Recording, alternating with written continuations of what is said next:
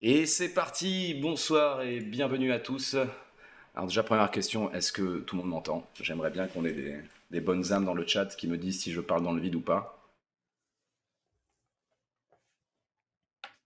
Oui, répondez-moi oui, ça me fera plaisir.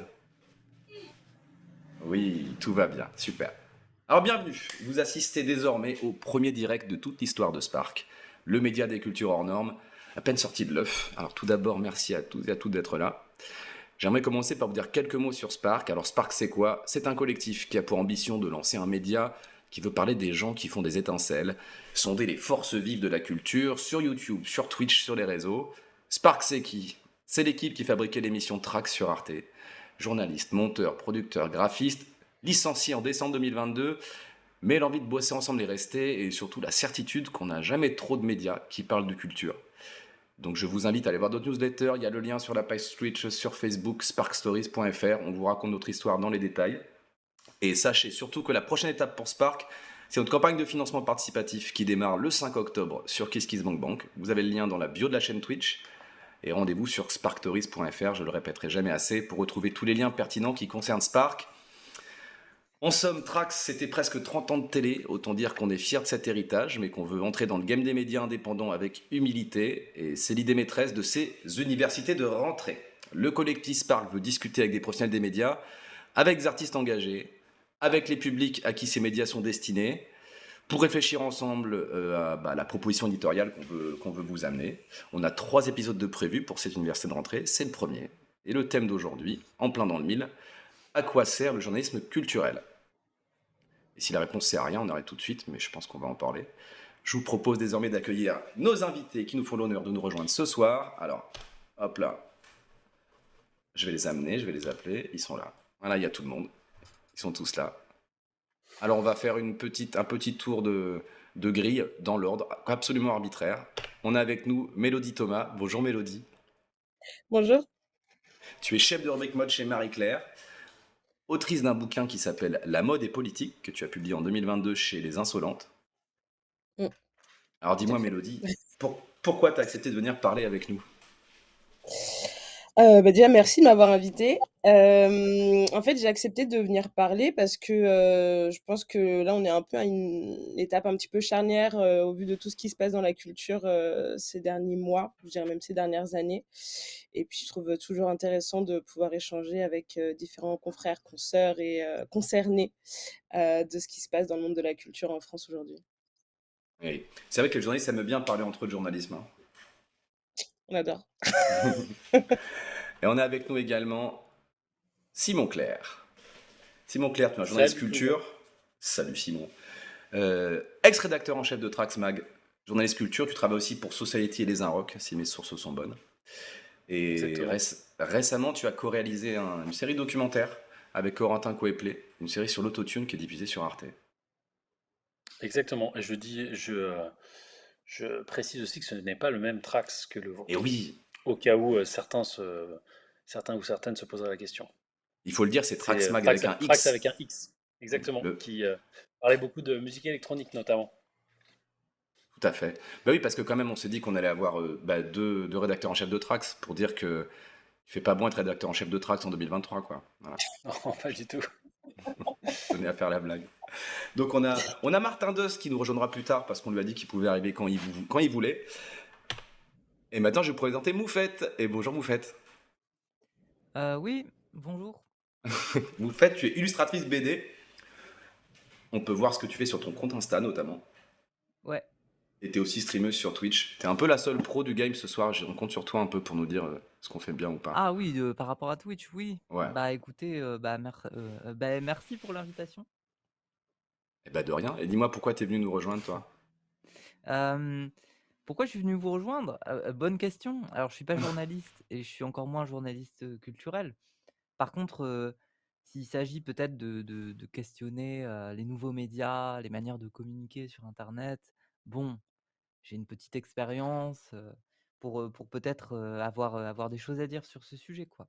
Mais après sur le métier en tant que tel, de journaliste culturel, au sein d'une rédaction et tout ça, alors là, non, c'est pas mon sujet du tout, c'est sûr, hein. Je vais avoir beaucoup de choses à apprendre, ce soir, mais voilà, je mettrai mon petit grain de sel, quand il y aura peut-être des choses à dire sur les nouveaux médias, Twitch, tout ça, quoi. Bah ouais, et puis en tant qu'artiste. Parce que bon, c'est vrai que si on faisait que ça entre journalistes, ce serait un peu plan-plan, quoi. On a besoin aussi de gens qui ne le sont pas. Parfois nous mettre un peu des claques aussi, s'il faut, hein. Tout est permis ici. Ouais. Et enfin, derniers invités, last but not least, on est avec David Combe. Incroyable. Incroyable. David Combe, Et je ne suis pas tout seul en plus. il est pas tout seul. Parce que je suis avec une partie de l'équipe de Spark. Nous sommes au Zocalo et il y a un peu de public. Et donc, ben, voilà. Allez, gueulez un peu là, voilà, ça gueule. Voilà, c'est bien. Voilà, j'ai fait un placement de produit, tu m'excuseras Pierre-Sofiane, hein, donc voilà. Et donc oui, effectivement, je suis ravi de participer. Je ne sais pas pourquoi tu as pensé à moi pour cet épisode, mais enfin voilà. Parce que c'était hyper facile de t'inviter vu que j'avais ton numéro déjà et tout. C'était cool, c'était pratique. Oui, c'est vrai. Voilà, Ouais. Donc ouais, David qui donc était un des 2 rédacteurs en chef du magazine Trax sur Arte, donc avec CKS cette fois, c'était un binôme, et qui fait partie du collectif Spark, et qui voilà, est venu aussi parce qu'il a des choses à dire sur le journalisme culturel, le sujet du jour, voilà. Bon, alors mes chers invités, son son est pas assez fort. Juste, non, en fait, il y a une option qui s'appelle Auto-Gain. Tu m'as dit de la désactiver. Il y a quelqu'un qui a dit Ouais. que le son était très faible. Je pense que c'est mieux que tout le monde l'active. Et si jamais ton son est trop fort, bah baisse ton son, toi, de ton côté. Du coup, David, je crois qu'il faut que tu augmentes, faut que tu actives Auto-Gain si tu as Moi le... je vous conseille de suivre les conseils de la pro, hein. Voilà. Ouais. Merci. Ah oui, parce Merci, que vous faites, ouais, je le son vais est... ne pas faire ça. Je t'ai Vas-y, monté vas-y. aussi un peu, ouais. Oui, parce qu'il faut savoir, hein, pour nos chers spectateurs, que je tente un peu comme un pleutre de faire l'animation et la technique, hein, donc on fait ce qu'on peut. Hein. On va être magnanime. Hop là. Et si on rentrait dans le vif du sujet? Qu'est-ce qu'on dit? Attendez, il y a Ours Amoureux qui dit PSK qui met le live en route vers la fin de la Coupe du Monde d'Apex, suspect. Non mais oui, mais non, on va pas jouer à Apex, Ours Amoureux, c'est pas le sujet, on fera ça plus tard. Ok.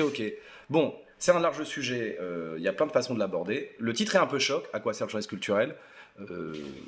On sait que les journalistes aiment bien parler de leur métier, on sait surtout, tout le monde sait qu'il y a des mutations, il y a des réseaux sociaux qui sont arrivés, il y a des modèles économiques qui sont fluctuants, ne serait-ce que dans les usages culturels des gens, ça a changé aussi beaucoup depuis 50 ans. Moi, je vous propose qu'on commence un peu par définir des termes, parce que c'est des termes qui ont plusieurs usages, plusieurs sens, et qu'on se mette un peu d'accord, voire même qu'on s'écharpe. Parlons de culture dominante. La culture dominante, est-ce que c'est la même chose que le mainstream? Est-ce que c'est encore valide comme définition? Qu'est-ce qu'on peut en dire? Et surtout, qui veut commencer à en parler? On va commencer par toi, Mélodie, parce que tu es arbitrairement en haut à gauche. Je suis désolé, tu l'as pris. Je sentais que ça allait tomber sur moi de toute façon, je l'ai vu venir. Donc du coup, tu veux que je définisse un petit peu ce qu'est pour moi le journalisme culturel finalement? Ou ce qu'est la Surtout culture au sens de la culture? Tu peux parler du journalisme culturel si tu peux commencer par ça. Tu as le champ libre. Je vais déjà répondre à ta question. En fait, je pense que tout le rapport à la culture, il reste quand même très générationnel. Qu'aujourd'hui, toute cette idée de culture dominante ou culture mainstream, et cetera, elle est presque un peu galvaudée tellement tout s'enchevêtre finalement, les uns avec les autres. On le voit bien de toute façon qu'aujourd'hui on parle, de pop culture, au même stade qu'on peut parler, de littérature ou qu'on peut parler enfin même la mode s'est retrouvée aujourd'hui, c'est aussi pour ça que je suis là, dans le champ, culturel ou en tout cas, on l'admet beaucoup plus facilement dans le champ culturel que ce qui a été le cas, les décennies précédentes. Donc voilà, moi si je devais définir la culture aujourd'hui, je dirais qu'en fait, presque tout fait culture finalement à partir du moment où on trouve des communautés de personnes, qui sont prêtes à s'y intéresser et aussi, enfin, il y a quelque chose qui s'est beaucoup développé ces dernières années, c'est, on va dire ce qui avant restait à l'état de passion, où chacun disait: «C'est juste, ah ben moi j'aime bien» et n'avait pas, forcément des velléités de trouver des arguments pour défendre en fait, ses activités. Aujourd'hui, on a un peu cette facilité ou en tout cas cette ambition de légitimer, tout ce qu'on aime et tout ce qu'on fait et notamment de le légitimer d'un point de vue un petit peu intellectuel et je pense que c'est aussi ce qui a permis à plein de choses, d'éléments, qui n'étaient pas, en tout cas qui étaient peut-être vus comme étant trop mainstream justement, de s'ancrer aujourd'hui dans un discours, enfin en tout cas d'entrer, dans les conversations publiques, et même, on va dire même un petit peu de niche, dans le monde de la culture. Donc si j'ai bien compris ce que tu viens de dire, pour résumer, c'est que c'est un propos d'ailleurs que j'ai pas l'habitude d'entendre, que je trouve assez intéressant, c'est que plutôt que de dire que le mainstream est forcément, comment dire, aseptisé, pas très subversif, que non seulement des choses qui étaient des niches culturelles peuvent devenir mainstream, mais en plus le mainstream peut lui aussi devenir quelque chose de très piquant, très dérangeant et très subversif. Ben, finalement, on le voit, enfin bon, après on pourra développer, beaucoup plus et en plus, je pense qu'il y a des personnes plus expertes que moi sur ce sujet. Mais, on le voit, par exemple, toute la culture, du gaming qui au début était plutôt devenue quelque chose de niche. Aujourd'hui, elle est discutée amplement à tous les niveaux, et on a dépassé, le simple, «Est-ce que les jeux vidéo c'est bien ou c'est mal?» On s'est quand même tapé toutes les années 90-2000. Toute la question, par exemple, qui entoure la K-pop, et là je regarde Simon Clair droit dans les yeux. Elle aussi, finalement, en fait, au début, toutes ces communautés de fans qu'on regardait un peu de manière méprisante pendant des décennies entières, finalement, dans le monde de la culture, aujourd'hui sont devenues des communautés qu'on regarde avec beaucoup d'attention, et notamment parce qu'elles ont aussi permis de shifter le regard qu'on portait sur elles et le regard qu'on portait sur la culture de manière générale. Ok. Ouais, moi, j'ajouterais que le rap aussi, c'est un bon exemple, hein. Il y a encore des concours où c'est appelé musiques urbaines. Mhm. Totalement. Alors que c'est littéralement c'est le truc dominant, quoi, maintenant. Même pour les industries, c'est tout. Mais je pense qu'on peut peut-être faire une distinction, si vous voulez bien, entre mainstream et dominant. Parce que tu peux avoir des formes d'art qui sont ouais, mis en avant parce que les gens les consomment et parce que du coup il y a un poids économique derrière qui devient difficile à éviter. Moi, tu parlais un jour, Simon, de la couverture de Traxma que vous avez faite avec Jul. Et je pense que Jul, c'est un bon exemple pour plein de trucs. Je me souviens l'avoir vu débarquer aux Victoires de la musique en survêt et en scooter. Et Bien tu sûr. sens bien que on invite Jul parce qu'il y a beaucoup de gens qui écoutent Jul, mais les gens qui sont en costard dans la salle, est-ce que pour eux, Jul fait partie de la culture dominante? C'est ça la question que je vous En fait, poserais. moi, je me dis que le journalisme culturel a peut-être aussi parfois un rôle qui est de faire tomber certains préjugés et ouvrir un peu la curiosité quand parfois des gens peuvent se dire non mais les gamers quand même c'est nul, jamais je m'intéresserai à ça, non mais les rappeurs quand même ils sont vraiment idiots, on va pas écouter leur musique, etc. Et peut-être que les journalistes culturels sont là aussi pour dire à ces personnes-là, bah, en fait il y a quand même des choses à trouver là-dedans, regardez quand même à plusieurs fois parce que ceci, parce que cela, et c'est ça aussi qui derrière permet à une culture un peu d'émerger. La K-pop, concrètement, les gens qui écoutent de la K-pop, ils ont quand même été beaucoup montrés du doigt pendant assez longtemps, et là j'ai l'impression que le sujet commence à être un peu plus traité dans des médias qui n'étaient pas des médias spécialisés, et du coup ça valide d'une certaine manière le sujet. Alors est-ce qu'il avait besoin de l'être ou pas, c'est un autre débat, mais en tout cas ça aide des gens à se dire ah tiens, je sais pas, un journal comme Le Monde se met à parler de K-pop, donc en fait peut-être que c'est plus complexe et plus intéressant que ce que j'aurais pu croire au premier abord. Hmm. Donc peut-être que aiguiser les curiosités comme ça et donner envie à des gens de s'intéresser à des choses qui peut-être au départ étaient un peu l'antéchrist pour eux, peut être une des formes de définition de ce que serait le journaliste culturel quand il fonctionne bien, on va dire. Ok, ok. David, est-ce que tu as un truc à rajouter à tout ça? Je suis obligé, hein, de toute Bah oui, façon. Hein. je Quelque t'attendais chose. là-dessus un peu, hein, donc, Je dirais que on a un peu sauté l'étape. Qu'est-ce que c'est que la culture? Même si je crois que Mélodie quand même a donné une petite piste. On parle beaucoup de construction aujourd'hui, hein, donc construction de genre, etc. Et je pense qu'effectivement, la culture, c'est ce qui construit chaque être humain et qui lui donne une vision un peu du monde et qui lui permet de savoir, j'appelle ça un peu des raccourcis clavier, d'avoir une opinion sur quelque chose, quoi. Et le problème un peu du juriste culturel, c'est un peu le problème de l'ethnologue, c'est que tout d'un coup, il va se retrouver à devoir juger de culture qu'il ne connaît peut-être pas, et donc il va peut-être se rabattre sur sa propre culture. Et du coup, moi je suis assez, comment dire, euh, critique, on va dire, des journalistes culturels, parce que je trouve que beaucoup ne font pas bien le boulot, malgré eux. Hein, je dis pas qu'ils y sont, enfin ils le font délibérément, mais ils ne se rendent pas compte à quel point en fait ils nous parlent d'eux, ils nous parlent de leur goût plutôt que de parler de ce qui se passe. Or, dans le journalisme, on n'est pas là normalement pour raconter sa vie ou donner son point de vue, on est là pour raconter des faits.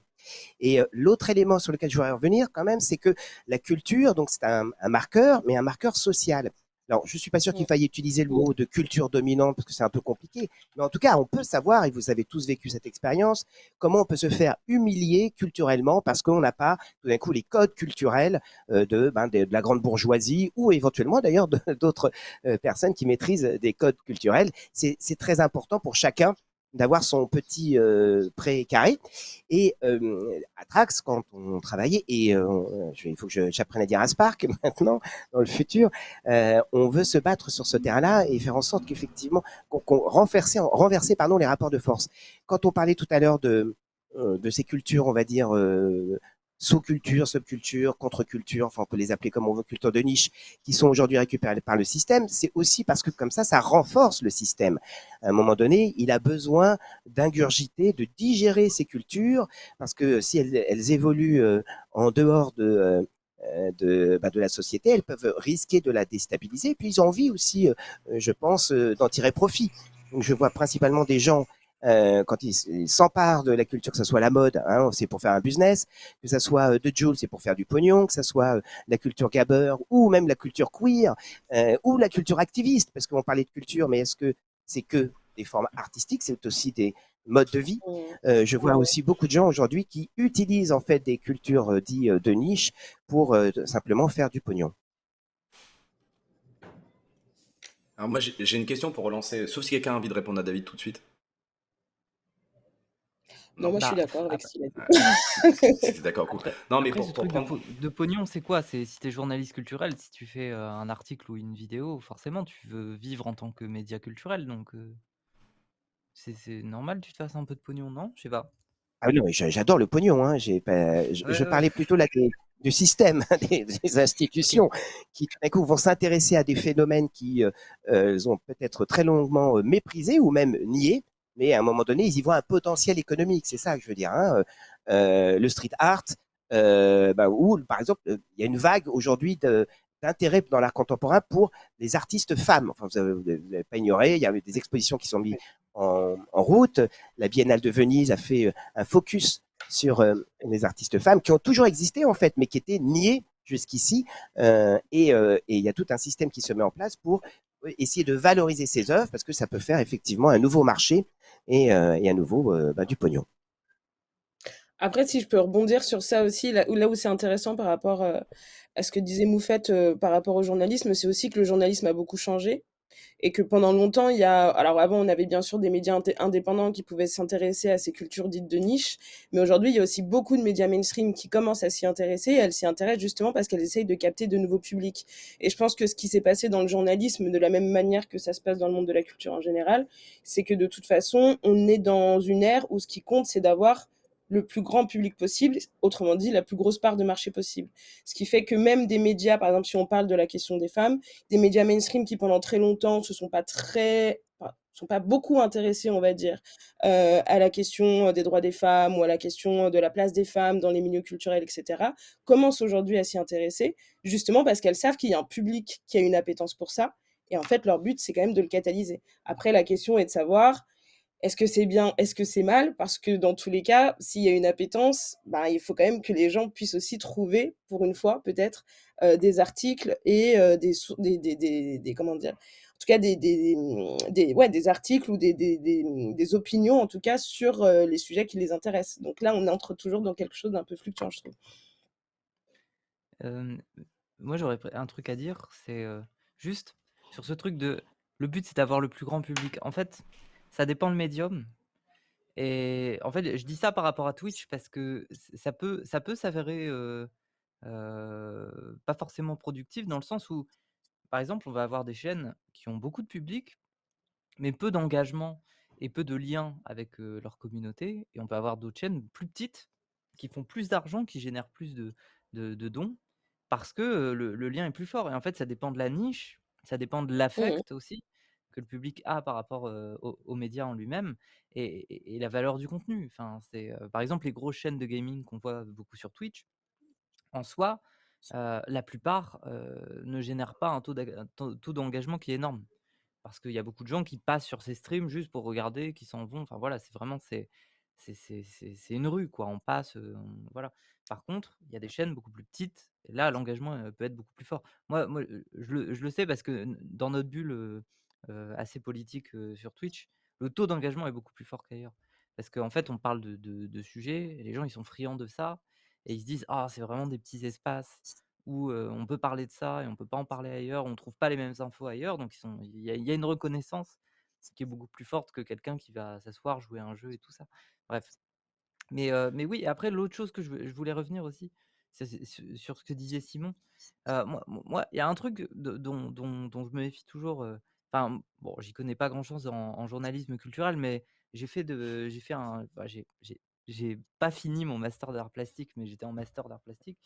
Juste, heu à quel public et à quel monde on s'adresse quand on se pose en disant, «Nous, notre rôle, c'est de venir chercher une culture et de venir l'offrir à une population, à des gens qui ne comprennent pas ce que c'est et qui ont besoin que ça soit traduit par des nouveaux codes». En fait, moi, je me méfie toujours parce que ça me rappelle un peu l'article, qui avait été fait sur Booba où on le comparait à Rimbaud, à Baudelaire ou je sais plus quoi. En fait, dans le sens où Booba n'a jamais attendu d'être comparé à Rimbaud et Baudelaire pour avoir son public, pour, être ce qu'il est et pour avoir son succès. Par contre, il y a une étape et là c'est sociologique et c'est politique, qui est qu'un jour, un journaliste, un écrivain en l'occurrence, décide de l'inscrire dans une culture légitime, académique, qui est celle des grands écrivains et tout ça. Donc en fait, la question que je me pose toujours quand on se positionne comme ça, c'est oui certes, mais enfin, de quelle sociologie on parle? De qui ne comprend pas tel média? Et est-ce qu'on va forcément dans le sens de la légitimation? Des fois, j'ai l'impression qu'il y a des médias qui peuvent faire l'inverse. Ça veut dire qu'ils vont chercher la culture, académique, universitaire, très légitimée et qui vont essayer de la vulgariser et de l'offrir à comment dire? J'allais dire à la masse, mais à un plus grand nombre de gens qui ont pas forcément ces codes-là.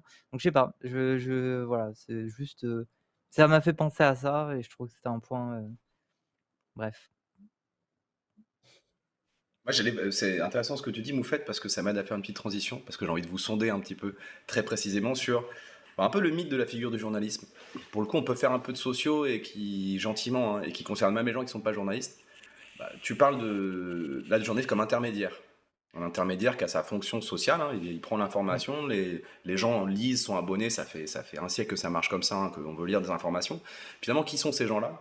Et de quel droit, en fait? Et comment sont-ils choisis pour dire la culture, elle est celle-là, voilà ce qui est intéressant, voilà ce qui ne l'est pas? Quand on demande aux gens, je vais aller regarder, je vais vous citer l'étude, hein, c'est l'étude de Reuters Institute de 2023, et qui demande aux gens, est-ce que vous pensez que les infos classées par algorithme, c'est une bonne façon de sélectionner les infos? De plus en plus, les gens ils disent non, c'est pas bien. Par contre, ils le placent quand même au-dessus d'une info sélectionnée par un journaliste. Et on sait le thème très compliqué de la défiance envers les médias, hein, on peut en dire plein de trucs. Mais j'aimerais voilà, vous demander un peu à chacun, vous pensez quoi? Vous avez tous des parcours très différents, journalistes ou pas. Vous pensez quoi de cette sélection-là, de ce qu'elle dit sur le métier et de comment on se l'approprie aussi individuellement, hein, pour ceux qui sont journalistes, là pour dire, à un moment, on se pose un peu la question de la légitimité. Pourquoi est-ce que moi j'ai le droit d'aller montrer ça ou pas? Mmh. Simon, Je je peux sens que tu te je peux lances. Bah, redire un mot ou pas? Tu peux redire un mot, vas-y, vous vas-y, faites, hein, vas-y. tu t'arranges avec Simon. Ouais, en fait, la différence qu'on a, sur, Twitch ou YouTube et tout ça, c'est que de toute façon, cette légitimité, elle s'obtient de 2 façons. Soit on est dans une niche où il y a personne d'autre et dans ces cas-là, on n'a pas besoin d'être très bon, pour que les gens aillent regarder. Soit il y a une certaine forme de concurrence dans les différents avis et dans les différents tons pour traiter de cette culture et dans ces cas-là, c'est pas une histoire de bagarre, c'est que ça viendra de soi. Ça veut dire que le public viendra si les avis sont intéressants et je dis ça par rapport à des potes, qui ont des chaînes Twitch, qui parlent de rap, qui font des premières écoutes d'albums et tout ça et en fait, c'est des gens qui peuvent, ne pas aimer du tout, la plupart des chaînes, qui parlent de rap sur YouTube parce qu'ils trouvent que enfin voilà quoi, il y a des affrontements dans les opinions, dans les avis et tout ça et le public comment dire? Trouve son confort, sur telle chaîne plutôt qu'une autre, quand ce genre de situation où il y a plusieurs chaînes, plusieurs médias qui parlent de ça, commence à exister. Donc moi je trouve ça bien et donc cette question de la légitimité, en fait, c'est vrai que c'est pas du tout le même monde que quand on est pigiste pour un journal et que, enfin, en fait, je peux pas parler de ce monde-là. Mais bon, la question de la légitimité, c'est sûr que sur un truc où on est indépendant et on se lance sur Twitch ou YouTube, elle se fera sur les chiffres de toute façon, elle se fera sur l'audience de toute façon, ça se construira, comme ça, quoi. Voilà. Est-ce qu'on peut faire un point de comparaison chez les journalistes? Simon, t'étais parti, tu veux y aller? Ouais, mais alors je sais plus ce que j'allais dire, je sais plus quelle était la question de départ. La question, c'était justement cette responsabilité sociale et même démocratique des journalistes de sélectionner l'information finalement. Et dans le champ très particulier de la Bah, culture, je pense que, alors quoi qu'il arrive, on va chercher l'information là où on a envie d'aller la chercher. Euh, Personne n'a un pistolet sur la tempe et est obligé de lire tel média plutôt que tel autre, etc. Après, c'est des questions aussi de sensibilité. J'ai tendance à, peut-être parce que je suis plutôt du côté journaliste de la chose, mais j'ai tendance à me dire qu'une information aura peut-être plus de valeur si elle vient d'un journal ou d'un média que j'estime, ou en tout cas qui est identifié, dont je sais qu'il est fait aussi comme ci ou comme ça, etc., plutôt que parfois de certaines personnes en ligne qui vont balancer ça un peu comme ça, sans trop de contexte, et parfois sans forcément de background en termes de comment traiter l'information, comment vérifier ceci, comment vérifier cela, etc. Après, je sais que ça, c'est un point de vue qui est forcément un peu influencé par le fait que moi, je sois journaliste, parce que je sais qu'effectivement, il y a une grosse défiance vis-à-vis des journalistes depuis quelques temps, et qui est une défiance qui est peut-être justifiée parfois. C'est-à-dire que les journalistes ont forcément parfois aussi tendance un peu à s'enfermer dans leur truc, à traîner entre journalistes, à avoir des lubies de journalistes, et à se déconnecter peut-être parfois un peu de la base de ce qui pourrait être un lectorat, etc. Mais par rapport à cette question vraiment de la défiance des journalistes, je pense que nous, on est aussi une catégorie un peu particulière. On est des journalistes culture, c'est-à-dire qu'on n'est pas, peut-être qu'on a une forme d'influence sur des questions culturelles, mais par contre, on n'est pas non plus des surpuissances économiques prêtes à broyer tout ce qui passe. Ou en tout cas, j'aimerais, mais c'est pas le cas. Donc, donc, je pense que la défiance qu'il y a vis-à-vis des journalistes sur la question de la culture, elle doit être un peu, parfois, en tout cas, relativisée, dans le sens où bah, c'est des choses importantes, hein, mais on parle de musique, on parle de cinéma, etc. On n'est pas, moi, j'ai pas les numéros directs d'hommes politiques pour influencer sur ceci, sur cela. Et donc, je pense que la sincérité de journalistes culturels sur certaines questions, elle est parfois un peu la même que certaines personnes qui parlent directement en ligne en donnant leur opinion sur ceci ou cela. bien sûr. Après, peut-être qu'on va la traiter un peu différemment, etc. Mais c'est vrai que la question, en tout cas, de la défiance vis-à-vis des journalistes est un peu fondamentale aussi pour comprendre la crise de la presse culture et des médias culture aujourd'hui, puisque de toute façon, on se méfie des journalistes. Et donc, on se méfie encore plus de ces gens qui nous diraient non, mais tu devrais écouter ceci plutôt que cela. Mhm. Et d'ailleurs, c'est pas forcément ce qu'on dit, hein. Parfois, c'est juste et il y a ça, et puis faites-vous votre opinion là-dessus, quoi. Moi, je t'avoue que je vous posais la question parce que tu disais qu'en effet, le journaliste culturel, il n'a pas forcément un aussi grand pouvoir que quelqu'un. Bon, ce ne sont pas des faiseurs de roi, les journalistes culturels. Cela dit, dans la culture, il y a la question des goûts. Et la question des goûts, elle est un peu particulière. Bon, voilà, pour mettre un peu en contexte, je vous dis, je suis allé chercher des sources pour cette émission. Et le site du ministère de la Culture a des études assez intéressantes, notamment sur les habitudes culturelles des Français depuis 50 ans. On remarque des trucs assez intéressants qui peuvent être du bon sens, mais c'est bien d'aller voir ce qui se passe dans les chiffres, notamment que la variance entre ce que consomment les gens en culture, entre les villes, entre les campagnes, entre les différences d'âge, etc., elle s'amenuise avec le temps.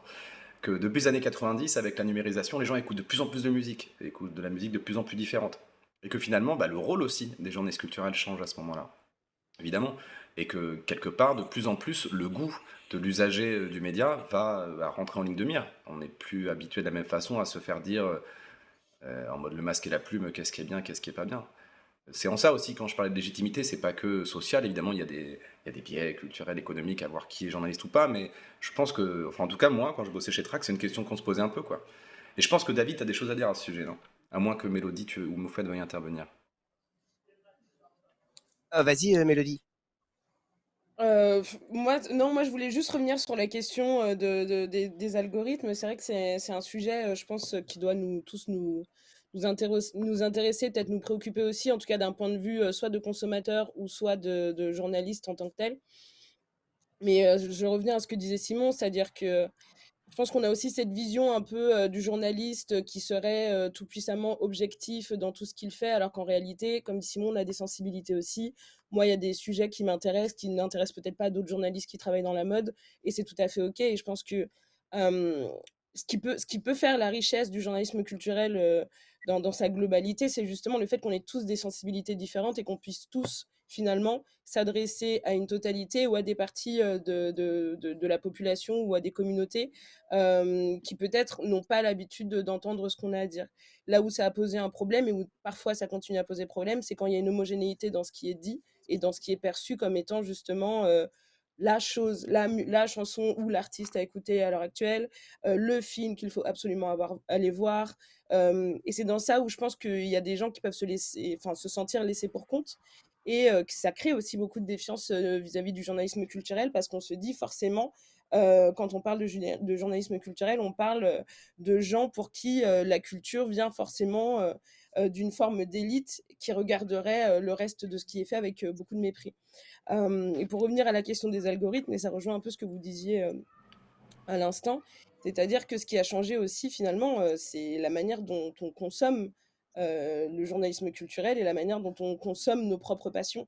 C'est-à-dire qu'aujourd'hui, les gens, quand on a eu les réseaux sociaux et que les gens se sont formés en communauté, en fait, on a un peu perdu cette idée de on a besoin de quelqu'un pour nous dire, parce qu'en fait, on peut se dire entre nous, on peut se dire ensemble et avoir des conversations ensemble, et on n'a plus besoin de quelqu'un qui puisse faire, qui ait à faire l'intermédiaire.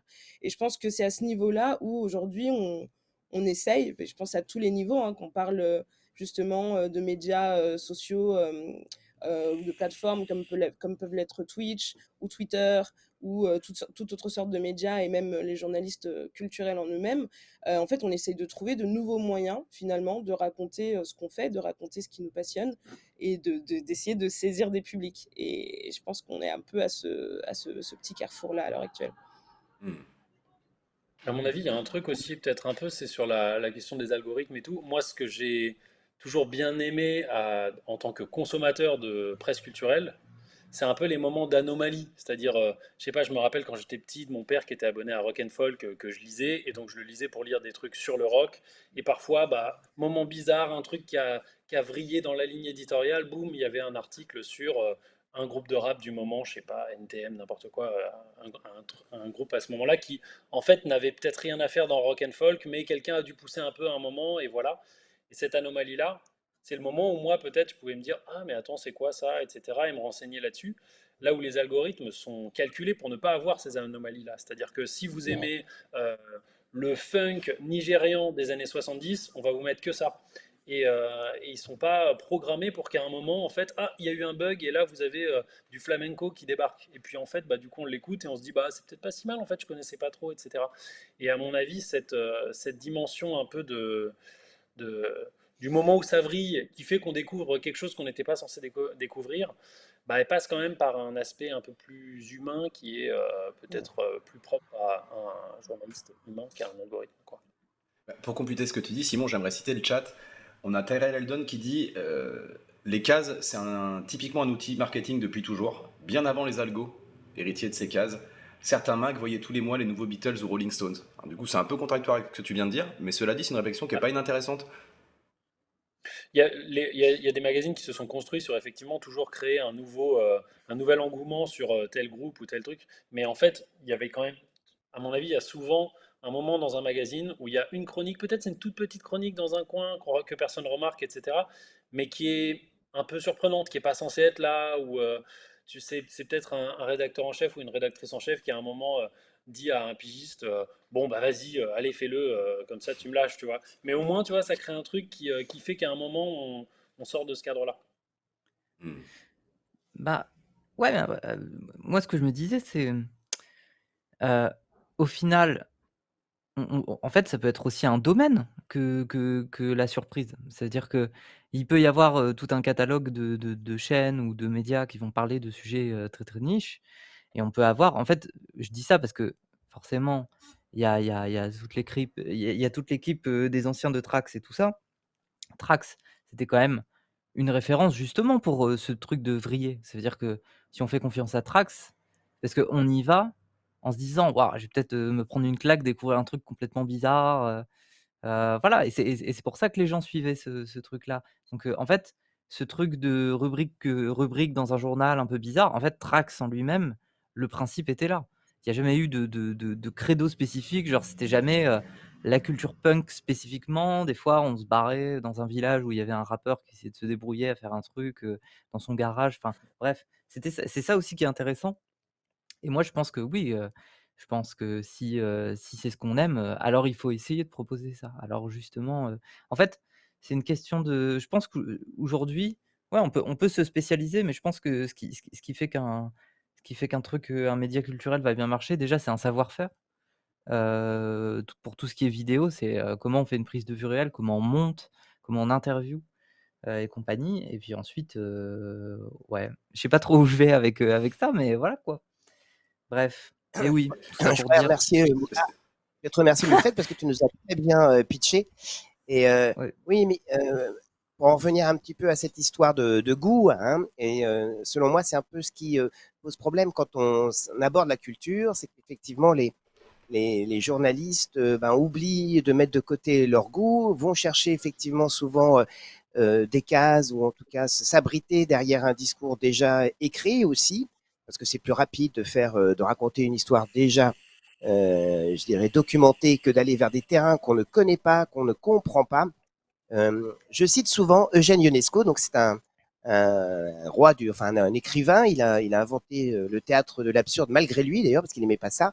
Il était d'origine roumaine et un jour il a voulu se mettre à l'anglais et donc il a ouvert un livre d'anglais comme ceux qu'on pouvait lire à une époque pour apprendre l'anglais en sixième, là avec des petites cases. Et il y avait des histoires et il comprenait rien du tout parce qu'en plus dès qu'il tournait la page, on passait à une autre histoire comme si l'histoire d'avant n'avait pas d'impact sur la nouvelle histoire qu'il était en train de lire. Et donc il dit mais c'est totalement absurde, qu'est-ce que c'est que cette langue, ça n'a aucun sens. Et en même temps, après, il a découvert que l'anglais, c'est une langue quand même qui se parlait et que plein de gens comprenaient. Et je fais souvent référence à ça pour dire que ce qu'on ne comprend pas, ça ne veut pas dire que ça n'a pas de sens et que c'est le rôle justement, je pense, du journaliste de s'y intéresser. Et c'est même une mission sociale et vitale dans une démocratie parce que le risque qu'on a aujourd'hui, c'est que chacun parle à sa paroisse, de sa chapelle. Ça va vous rappeler probablement des entreprises hein, qui font beaucoup d'argent, enfin qui existent, hein, qui prennent de plus en plus de pouvoir, les églises, hein, et du coup les gens ne se parlent plus, ne se comprennent plus, et c'est très bien. Ah bah tiens, il y a, Ben oui, voilà. on Pardon, accueille on est à Martin. nouveau. On va faire le Voilà. jeu. Martin, est-ce que tu Bienvenue. nous entends? Je crois qu'il nous entend pas, Martin. Ça y est, je vous entends. Ah, et on t'entend. Super. Voilà. Bienvenue, Martin. Du coup, David, on te coupe. Est-ce que tu pourras reprendre dès que j'ai fini avec Martin? La Oui, même. non mais je peux Super. m'arrêter, c'était. Voilà. Parce que Martin, on a commencé avant toi, mais comme on dit, on attend le meilleur pour la fin. Je vais te présenter Martin si tu veux bien. Martin est Vas-y. artiste. Il est auteur-compositeur. Il chante. Il écrit. Et tu es surtout, c'est pour ça, entre autres, qu'on t'a invité, créateur et maître de cérémonie du Cabaret de Poussière. Cabaret de Poussière, c'est un cabaret décrit sur Wikipédia comme musical et politique que vous faites en ce moment aux Zèbres de Belleville, si je ne me trompe pas. Exactement. Voilà. Est-ce que tu veux te présenter succinctement en plus? Et bah non, t'as bien résumé. Je suis un artiste de cabaret à Paris et je suis un auteur-compositeur, entre autres pour Eddie de Pretto ou le Crazy Horse. Voilà. Je te fais un bref résumé des événements. On a parlé de qu'est-ce que ça veut dire la culture dominante, qu'est-ce que ça veut dire la culture. On a parlé de les journalistes culturels, de quel droit ils ont le droit de parler de culture, et puis c'est qui ces gens. Il y a Moufette qui nous a parlé du point de vue, en termes de légitimité, du point de vue de quand tu fais du stream sur Twitch, où en fait ta légitimité c'est tes viewers en fait, donc elle vient de là. Et puis là on a David qui nous parlait des goûts, et puis je vais laisser David continuer. Voilà, ça va pas être facile ça. Non, Mais mais tu non vas y mais arriver. non mais non, je pense que Martin soit là parce que en fait, bon, avant de venir, j'ai quand même essayé de regarder le travail de chacun et j'ai écouté un petit peu une interview de Martin. Il a dit un truc très intéressant, enfin qui m'a beaucoup touché par rapport au cabaret. où il a dit que c'était un lieu, bien évidemment, qui peut paraître un lieu de divertissement, comme c'est souvent le cas avec la culture, pour se divertir au sens où on se change les idées, hein. Notre attention est captée par autre chose et on a tous besoin de ça, mais c'est aussi, et c'est surtout là-dessus qu'il a insisté, un lieu politique. C'est un lieu où il se passe des choses que parfois la société ne veut pas voir venir, et il évoquait donc des cabarets enfin juste avant la Révolution française, qui avaient détourné Il pleut bergère, anticipant la chute de Marie-Antoinette, si je dis pas de bêtises, et puis d'autres moments où les cabarets, effectivement, parlaient de sujets de société qui étaient complètement niés, parce que moi, je serais plus sévère quand même que vous, hein. Je pense que la société est suffisamment bien foutue pour mettre de côté les sujets qui la contrarient, et c'est pas par inadvertance simplement que cela se fait, c'est que il y a une volonté de défense, pardon, des classes, on peut les appeler comme on veut, bourgeoises, dominantes, qui ne veut pas entendre parler de certains sujets. Je peux d'autant plus l'évoquer que j'ai travaillé à Arte en tant que rédacteur en chef avec mon collègue Jean-Marc Barbieux, et on a été souvent confrontés à, on va dire, des clashs de culture de classe, puisque d'un côté, on avait des représentants, on va dire, d'une certaine élite, que je respecte, hein, mais qui incarnaient effectivement une forme de culture bourgeoise, qui maîtrisait très bien cette culture-là et qui était totalement dépassée par d'autres cultures émergentes, on va dire, et qui lui niaient le droit à l'existence, ou avoir du sens, ou avoir un fond politique. Enfin, pour eux, c'était du bruit, je sais pas, des simagrées. Enfin, ça n'avait aucune valeur, quoi. Et je pense que c'est bien qu'ils sont prisonniers de leur goût et de leur propre culture, mais c'est aussi un réflexe de défense. Donc, il y a un combat à mener. C'est pas simplement faire preuve de comment dire, d'être de tolérance. Je crois qu'il faut être assez virulent là-dessus, parce qu'en face, il y a des groupes, des institutions, des gens qui sont en place, qui n'ont pas envie d'entendre certaines choses. Pavé dans la mare, qui répond à ça? J'ai jeté un froid là. Bah, d'où le fait qu'être indépendant, c'est une chance, hein. Quand on y arrive, c'est incroyable, hein. On peut retourner le plateau. Ouais. On peut retourner la chose, hein. De toute façon, c'est en fait, internet, ça peut être un cheat code, ou alors ça peut être désastreux, en fait, parce que l'histoire nous le dira. Ça dépend entre les mains de qui ça finit. J'ai presque envie de dire qu'il y a un peu un truc qui joue, équivalent aux radios pirates à une époque et tout ça, quoi. Est-ce que les GAFAM et tout ça, vont venir, censurer, clouter, paver, tout le chemin qui va être donné, à ceux qui se lancent, dans un média indépendant? Ou est-ce qu'on va réussir à avoir des structures qui émergent et qui vont peut-être, allez, je vais sortir une phrase un peu insipide, dessiner le monde de demain, de la culture, au travers de ça. On verra bien, on verra bien. Mais moi je pense que, en fait, on peut se poser beaucoup de questions de: «Ah là là, internet, comment faire aujourd'hui?» Tout ça. La vérité, c'est qu'en fait, internet, ça va rester pendant longtemps, ça y est, et que internet, c'est là depuis 30 ans. À l'histoire de l'humanité, c'est rien. Enfin, je veux dire, si on veut penser, façon One Piece, il est encore temps de partir à l'aventure et de se faire un équipage, hein. C'est rien, enfin, la voie n'est sûrement pas bouchée, et il y a encore beaucoup de choses à faire, pour s'installer sur internet, hein. On est face à des contradictions, je dirais, pour prendre ta suite, qui sont pas pires que le monde physique, en fait, sur Internet, qui sont une autre façon de lancer les dés, quelque part. Ouais. Ils sont ni pire ni mieux. Moi, j'ai une question à poser, du coup, à nos deux artistes résidents, Martin et Moufette, vu qu'on a les journalistes, évidemment, qui ont l'habitude de parler de ça, mais du côté artiste, je sais que vous êtes de manière diverse, plus ou moins connectés, mais en fait, on se dit les réseaux sociaux, c'est bien parce que tout le monde peut s'exprimer. Tu te fais un compte, tu t'exprimes, tu as une production artistique, tu t'exprimes. Finalement, pour vous, est-ce que vous sauriez parler de comment ça a changé votre rapport à la production artistique dans la façon de toucher le public, en fait? Tout le monde peut parler, mais tout le monde peut parler dans le vide aussi. Tu parlais de la compétition tout à l'heure, Moufette, qui fait que tu as tes viewers ou pas. Tu es aussi illustratrice, hein, tu fais des planches de BD, tu les diffuses notamment sur Instagram, moi c'est comme ça que je t'ai connu. Et bon, c'est une question un peu large, mais pour vous, ça change quoi? C'est bien, c'est pas bien? En quoi c'est bien, en quoi c'est pas bien? Mmh. Vas-y, tu peux y aller, Martin? Je sais pas, moi j'ai une certaine aversion Et justement, pour une partie de ces outils.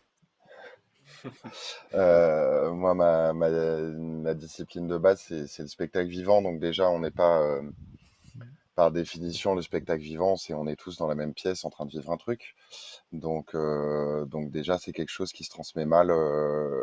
Mais même, je trouve c'est rare de trouver des bonnes scènes au cinéma, dans des théâtres, dans ces lieux-là, dans des cabarets, qui aient l'air un petit peu organique et naturel, parce que c'est dur à retransmettre cette expérience de nous tous humains en train de suer dans la même salle, en train de vivre des émotions complémentaires ou contradictoires tous ensemble dans un même lieu. Et ça, aucun écran, aucun outil pourra nous le faire vivre par substitution, malheureusement. Donc c'est déjà assez dur d'utiliser les réseaux sociaux pour vendre du spectacle vivant. Alors on peut faire du format réseaux sociaux et s'adapter à des formats réseaux sociaux pour essayer de montrer certaines parties d'un numéro ou d'une ambiance backstage ou d'une répétition ou de quelque chose, mais ça reste assez complexe. Et moi, je suis dans un type de spectacle qui est donc le cabaret, où on travaille beaucoup avec nos corps, on travaille beaucoup avec des corps nus, avec des questions autour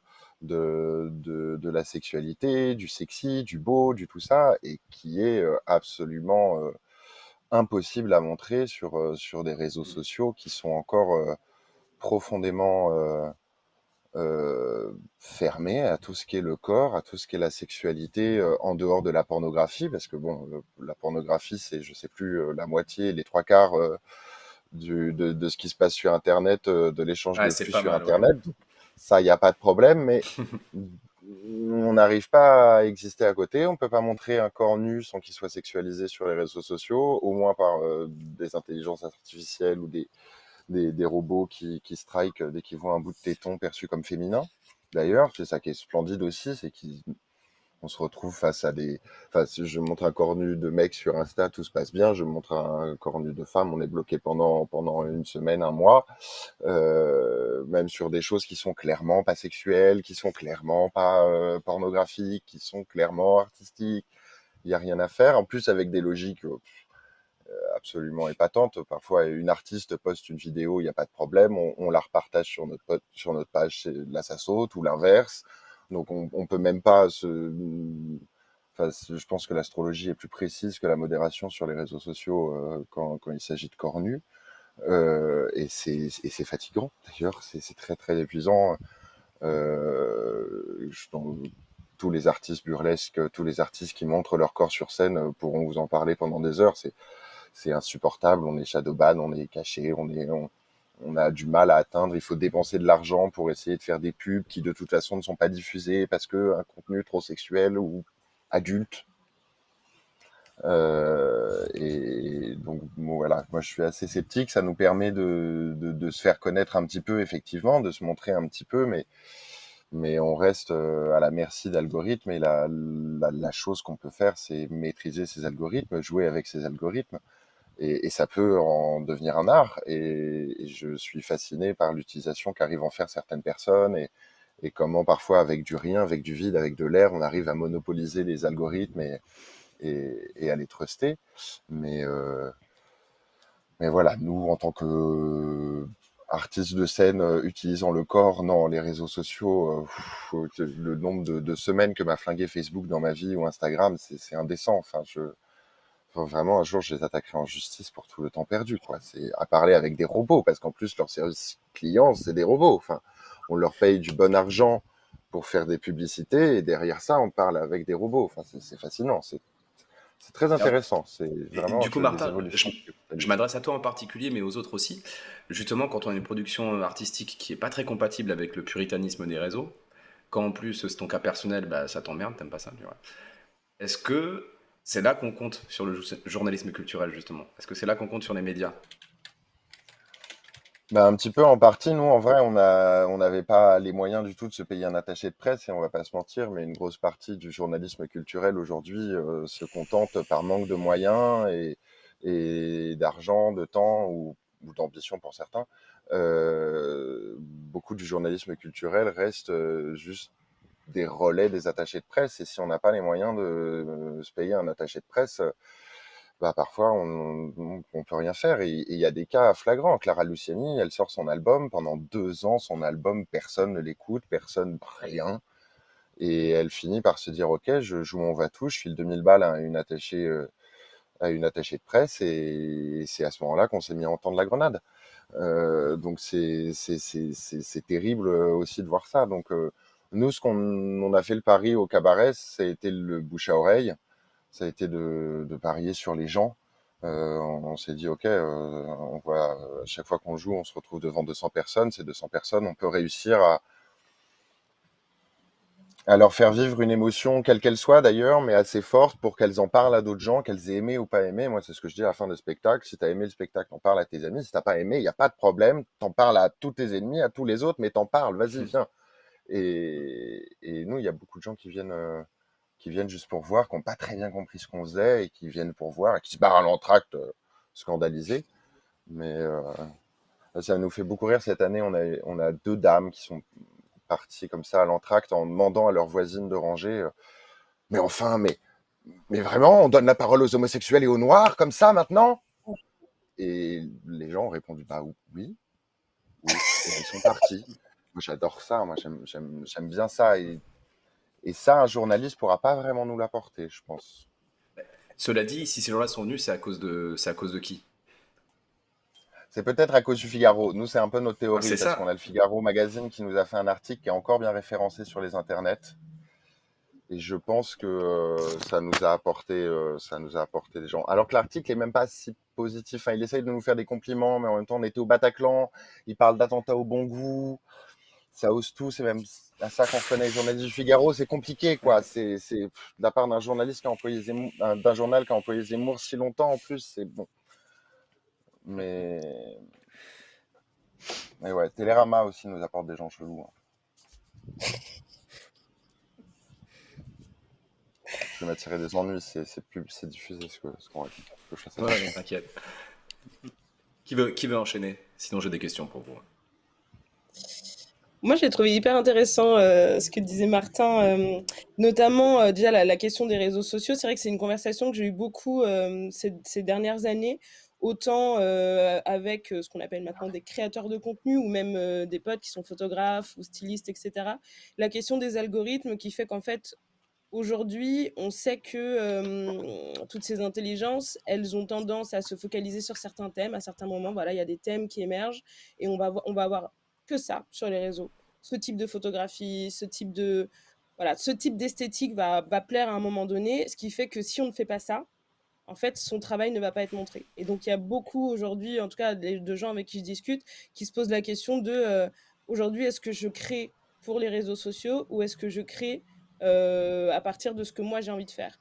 Et je pense que si on en est à se poser cette question-là, il faut qu'on s'inquiète tous éperdument, notamment parce qu'on sait que, enfin moi en tout cas, je ne sais pas vous, mais moi, tous les quelques mois, je vais regarder mes abonnements et je vais me dire, mais qu'est-ce que j'ai été suivre? Et en fait, on a un peu ce truc avec les réseaux sociaux où d'un coup, on voit des choses, on dit, ah, c'est sympa, on follow, on follow, on follow. Déjà, on ne voit plus jamais ces gens apparaître dans nos algorithmes parce qu'ils décident de nous mettre autre chose qu'on n'a même peut-être pas demandé à suivre. Et ensuite, on retourne, je sais pas, miraculeusement dans nos abonnés ou dans nos abonnements et on se dit, mais qu'est-ce que c'est que cette histoire? Et en fait, on défollow. Et donc, je trouve qu'il y a un peu ce truc, en fait, aujourd'hui, où de vitrine du travail, on a eu tendance à faire, en tout cas, ou à laisser croire et porter les réseaux sociaux comme étant véritablement limite des formes, enfin des employeurs pratiquement, qui sont censés mettre en avant notre travail et nous aider à en trouver. Et en fait, je pense que ça va devenir très problématique à partir du moment où on commence à faire son travail en fonction de ce que l'algorithme va mettre en avant et pas en fonction de ce qu'on a vraiment envie de faire. Donc bon, après, j'ai pas envie de faire la fille catastrophée, mais voilà, je trouve que c'est aussi par rapport à ce que disait Martin, c'est-à-dire qu'il y a des choses, on oublie en fait que tout ça, c'est des questions quand même qui sont très géopolitiques. On a tendance à dire les réseaux sociaux, mais en fait, les réseaux sociaux et leur puritanisme, c'est parce que majoritairement, on utilise des réseaux sociaux qui sont faits par des Américains, qui ont eux leur morale et leur manière à eux de penser et de voir la culture, et qu'on fait avec ça en fait. C'est-à-dire que aujourd'hui, il y a des choses qu'on ne voit pas sur les réseaux sociaux, simplement parce que c'est basé sur un algorithme qui est là pour plaire majoritairement à un public américain et à ce qu'il est habitué à voir. Donc je pense que ça joue aussi beaucoup sur ce qu'on voit et sur ce qu'on perçoit comme étant les nouveaux trucs un peu cool, les tendances à suivre ou à apprécier. Mélodie, Il y avait un deuxième... Non, vas-y. Non, Qui fait de la moto? C'est chez qui la moto? Ah, c'est chez moi. La moto est partie. Non, mais c'est bien d'avoir un peu le réel qui se met dans le stream, j'aime beaucoup. Ouais. J'allais juste t'interrompre, Mélodie, si tu veux bien, pour ramener au début du stream où on parlait de culture dominante en fait. Qu'est-ce que la culture dominante? Qui la rend dominante? Et c'est un peu bateau ce que je vais vous dire, mais je vais le dire quand même. Est-ce qu'on n'aurait pas remplacé un maître par un autre finalement?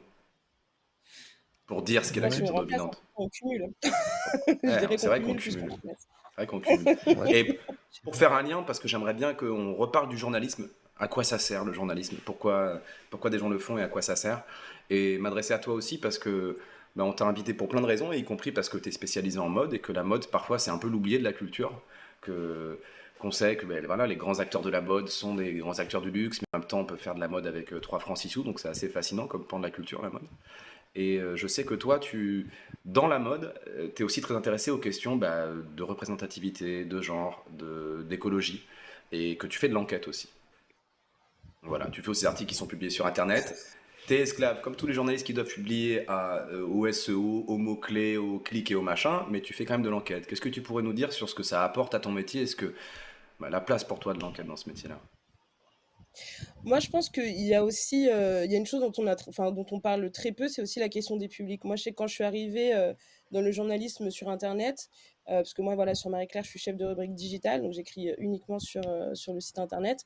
Il y a un peu cette idée de ce que les gens attendent de voir ou de lire sur Internet. Et on a eu pendant très longtemps cette idée selon laquelle sur Internet, les gens veulent vraiment du snack content, quelque chose qui va être très très vite, qu'on va publier et pratiquement oublier dans la seconde. Et il y a eu vraiment ce moment dans le journalisme, et notamment, je pense, dans plein de médias, mais je vais parler des féminins parce que c'est ce que je suis, on va dire, de plus près, où on a pris un petit peu Internet comme étant la poubelle médiatique de ce qu'on ne pouvait pas mettre sur un print. Donc, il y avait l'idée de, sur le print, on met vraiment les sujets intéressants qui valent le coup, etc. Et sur le digital, on va mettre tous les trucs un peu relais, annonceurs, dont on s'en fiche un peu, mais bon, il fallait bien les placer quelque part. Et là, au moins, c'est mis, c'est fait. Et je pense qu'en fait, il y a eu de nouvelles générations, tout simplement. Déjà, il y a eu un énorme shift dans ce qu'on peut appeler malheureusement, hein, ou en tout cas malheureusement ou heureusement, l'industrie des médias. Il y a eu un énorme shift parce qu'en fait, il y a eu énormément de gens qui se sont mis sur Internet. Donc en fait, ça a aussi inversé un peu le pôle de pouvoir entre le print et le digital, parce que c'est totalement des chiffres qui n'ont absolument rien à voir. C'est-à-dire qu'un magazine peut vendre à 25 000, 30 000 numéros par mois, quand un site internet peut faire 8 à 9 millions de visiteurs uniques. Donc en fait, on est quand même sur d'autres échelles, on va dire, de visibilité. Et donc, voilà, je pense qu'il y a toute une génération de journalistes, notamment dans la culture, qui se sont dit, mais en fait, moi aussi, j'ai envie de lire sur Internet des trucs que peut-être même des fois un média print ne prendrait pas parce qu'il n'y a pas la place, parce qu'on trouve que c'est un peu trop niche même et que franchement, c'est pas ouf. Et je pense qu'il y a plein de gens qui ont un peu, justement, qui sont passés un petit peu par ces espèces de petites portes de secours, quoi, en disant, bah, en fait, si on n'en veut pas sur le print, c'est pas grave, moi, je vais le raconter sur Internet. Et je pense que avec ça, la naissance des blogs, la naissance de tous ces réseaux sociaux, bah, en fait, on a créé des espèces d'intersections de communautés qui se sont retrouvées autant sur des sujets très mainstream que sur des sujets niches et ont juste réussi à faire culture ensemble finalement. Je sais pas si j'ai répondu à ta question. Écoute, je voulais que tu partes un peu sur l'enquête, mais tu as parlé un peu de ce que peut-être tout le monde ne connaît pas quand on n'est pas journaliste. C'est bah, déjà que oui, à un moment, le numérique, le web, c'était un peu la poubelle des rédactions. Bon, ça, je ne sais pas si c'est connu du grand public ou pas, mais c'est le cas. Et que ça a donné l'occasion notamment à plein de jeunes journalistes, bah, en fait, d'avoir une portée un peu supérieure aux vieux, en fait, finalement, parce qu'on parlait à Bah, plus c'est de ça, et monde. en fait, ça rejoint, je me suis peut-être arrêtée un peu courtement, pardon, mais ça rejoint en fait cette idée de l'enquête, c'est-à-dire que même si on est très très pressé par le temps hein, sur le journalisme digital, parce qu'on attend de nous des audiences, on attend de nous quand même, on revient à ces fameuses parts de marché, il y a toujours cette appétence en fait de se dégager toujours un petit moment pour sortir au moins 1, 2, 3 papiers, 4 papiers par mois, sur lesquels tu as vraiment pris du temps, tu as pu interviewer 2, 3, 4, 5, 6 personnes et raconter une histoire que en fait tu n'as pas vue. Et je pense que quand on pose la question, c'est quoi le journalisme culturel? Pourquoi il y a encore des gens qui sont journalistes culturels aujourd'hui? Peu importe s'il y a un peu cette idée des fois d'aller porter au nu des communautés ou des cultures qui, n'ont pas forcément l'envie de l'être ou à se demander est-ce qu'on a la légitimité de le faire, etc. En fait, c'est juste que c'est quelqu'un qui est intéressé par un sujet Mm. et qui se dit mais c'est un bête de sujet, j'ai envie de le raconter. Et je Ouais. pense que ça s'arrête là. et que c'est la raison pour laquelle aujourd'hui, il y a encore des journalistes culturels qui font parler et qui arrivent à faire lire de grandes enquêtes. Je pense que quand on prend plein de médias qui nous disent, parce que pour un moment, c'était un truc très américain d'indiquer le nombre de minutes qu'il fallait Ouais. pour lire un article, 5, 10, 15, 20 minutes. Mais en fait, quand on arrive à se faire un portrait du New Yorker pendant 25 minutes et pas s'ennuyer, bah, je trouve que c'est un super pari, non seulement pour du digital, non seulement pour le monde actuel où on a l'impression que tout doit tenir dans une vidéo de 2 secondes, quoi. Ouais. Je vais m'adresser excuse-moi pour mes ouais un peu, mais bon, c'est comme ça. Je vais m'adresser à Simon et à David parce que j'aimerais savoir, en fait, j'aimerais citer quelqu'un dans le chat qui fait partie de l'équipe Spark, hein, donc je le nomme, hein, il s'appelle Valentin, et il dit: les artistes s'attendent aussi à ce que les journalistes culturels ne soient qu'un relais BA de leur taf. Voilà, ça c'est une sacrée responsabilité. Ça nous amène aussi à la frontière floue entre je fais de la promo, je fais du journalisme. C'est tentant parce que journaliste c'est aussi une condition sociale où tu rencontres des gens, puis tu as des rencontres humaines en plus, hein. Tu peux très bien te dire c'est pas bien ce que ça fait cette personne, puis tu la rencontres, tu trouves ça génial. Chance que n'a pas la personne qui va lire ton article ou écouter ton podcast ou voir ton émission. Donc Simon, tu as peut-être un peu une expérience à nous donner là-dessus. Bah, je pense qu'il y a un rapport de force qui a un peu bougé, en tout cas sur cette question de comment les journalistes et comment les, les artistes qui sont traités par les journalistes comme sujet, du coup, comment ils se comportent l'un envers l'autre. Et effectivement, le fait que maintenant les artistes aient par exemple directement accès à des réseaux sociaux, etc., ils ont directement accès à un public, quoi qu'il arrive. Euh, et pour le coup, leur public, mais enfin, ça va pas viser des publics peut-être annexes, mais en tout cas, ils ont déjà un public, donc ils ont moins besoin des journalistes, hein. Il y a un moment aussi, il faut le reconnaître. Euh, Après, je pense que ça crée aussi un truc. Il y a beaucoup d'artistes qui en fait deviennent presque plus suivis sur les réseaux que les médias. Donc à partir de ce moment-là, qui parle à qui et comment, enfin, le rapport de force change. Mais aussi, ça crée un truc où comme tout le monde a ses propres réseaux, tout le monde fait un peu, gère un peu sa propre image, sait plus ou moins comment il faut se présenter, ne pas se présenter, comment il faut se mettre en avant. Ah, ça, je veux le mettre en avant, ça, je veux pas le mettre en avant. Donc, en fait, vu que moi j'ai décidé ça comme ça, vous, les journalistes, vous n'allez pas mettre en avant ce que je veux pas mettre en avant. Enfin, ça crée une Hmm. discussion qui est parfois un peu comme ça. À l'échelle de la musique, on voit par exemple en ce moment dans le rap, il y a beaucoup de rappeurs qui ont décidé d'arrêter de faire des interviews. Euh, je pense qu'ils ont vu PNL ne pas faire d'interview, ils se sont dit c'est ça qu'on veut. Et donc tous ces artistes ne font plus d'interview et ça crée un truc chez les journalistes qui est un peu particulier, c'est que bah, on voudrait défendre leur travail, on adore ce qu'ils font, on a très très envie d'en parler, mais eux ils veulent pas. Mais, euh, mais c'est d'autant plus intéressant que ça pose la question aussi de rappeler qu'un journaliste peut parler aussi d'un artiste, même si un artiste ne veut pas. C'est-à-dire que c'est pas parce que tu vas pas me donner d'interview et tu vas pas me parler de ce que tu fais, sachant qu'en plus, parfois, pas tout le temps évidemment, mais parfois les artistes sont pas les plus intéressants quand il s'agit de parler de ce qu'ils font. Il y en a plein qui sont passionnants, attention, hein. Mais il y a aussi pas mal d'artistes, notamment quand ils surveillent vachement ce qu'ils disent, quand ils sont vachement dans un truc de communication, etc., qui peuvent avoir un discours assez creux sur leur pratique, ce qui n'empêche Mm. rien au fait que leur pratique est passionnante. Mais donc en fait, parfois, on n'a pas besoin aussi des artistes pour pouvoir dire des choses intelligentes sur ce qu'ils font. Et il arrive même que ce soit plus intéressant de faire un article sans l'artiste dont on a envie de parler, parce que aussi, si tu fais ça avec l'artiste, si tu as fait l'interview, derrière, il veut toujours un peu remettre son nez dedans, voir comment ça se passe, etc. Mais tout ça pour dire voilà, que le rapport, en tout cas, entre les artistes et les journalistes a changé. Moi, enfin, je vois beaucoup d'artistes qui viennent et qui ont une idée très précise de ce qu'ils veulent. Et c'est un peu, bon, bah voilà, vous allez faire un article sur moi qui sera comme ci, comme ça, les photos, elles seront prises par machin qui est mon pote, le stylisme, il sera fait par bidule qui est mon pote, et bah, si vous voulez pas, on fait rien, quoi. Et alors qu'en fait, voilà, il y a des choses aussi qui peuvent se faire dans l'entre-deux, c'est-à-dire qu'on peut aussi parler de... Par exemple, il y a une chose que je me dis souvent, c'est que là, on sort d'une période où c'était un peu la loi du storytelling. Tous les journalistes voulaient faire du storytelling, raconter l'histoire, etc., qui était une période qui a suivi la période où la presse culture était plus une presse prescriptive. Donc c'était un peu ce moment où, comme tu n'avais pas tous les réseaux sociaux, comme tu n'avais pas toutes les plateformes de streaming, etc., tu ne pouvais pas t'acheter 20 000 disques, donc tu avais besoin de savoir, d'avoir une liste de voilà, ça c'est bien, ça c'est pas bien, je vous conseille ça, et les gens allaient dans cette direction ou dans l'autre, et donc du coup les journalistes avaient un peu un vrai pouvoir là-dessus, d'orienter les gens vers tel ou tel disque. Ensuite, il y a eu toute cette période où, vu qu'on avait accès à toute la musique très rapidement, on n'avait plus besoin d'avoir de conseils sur quoi écouter, parce qu'en fait, ça va plus vite d'aller tout écouter directement. Donc, on racontait des histoires. Et je me demande aussi si on va pas arriver dans une période où, après avoir raconté beaucoup d'histoires comme ça, maintenant que les artistes veulent plus trop parler avec les médias ou alors veulent tout contrôler, peut-être que les médias vont à un moment revenir à un aspect plus critique, quitte à mêler un peu aussi le storytelling et la critique pure.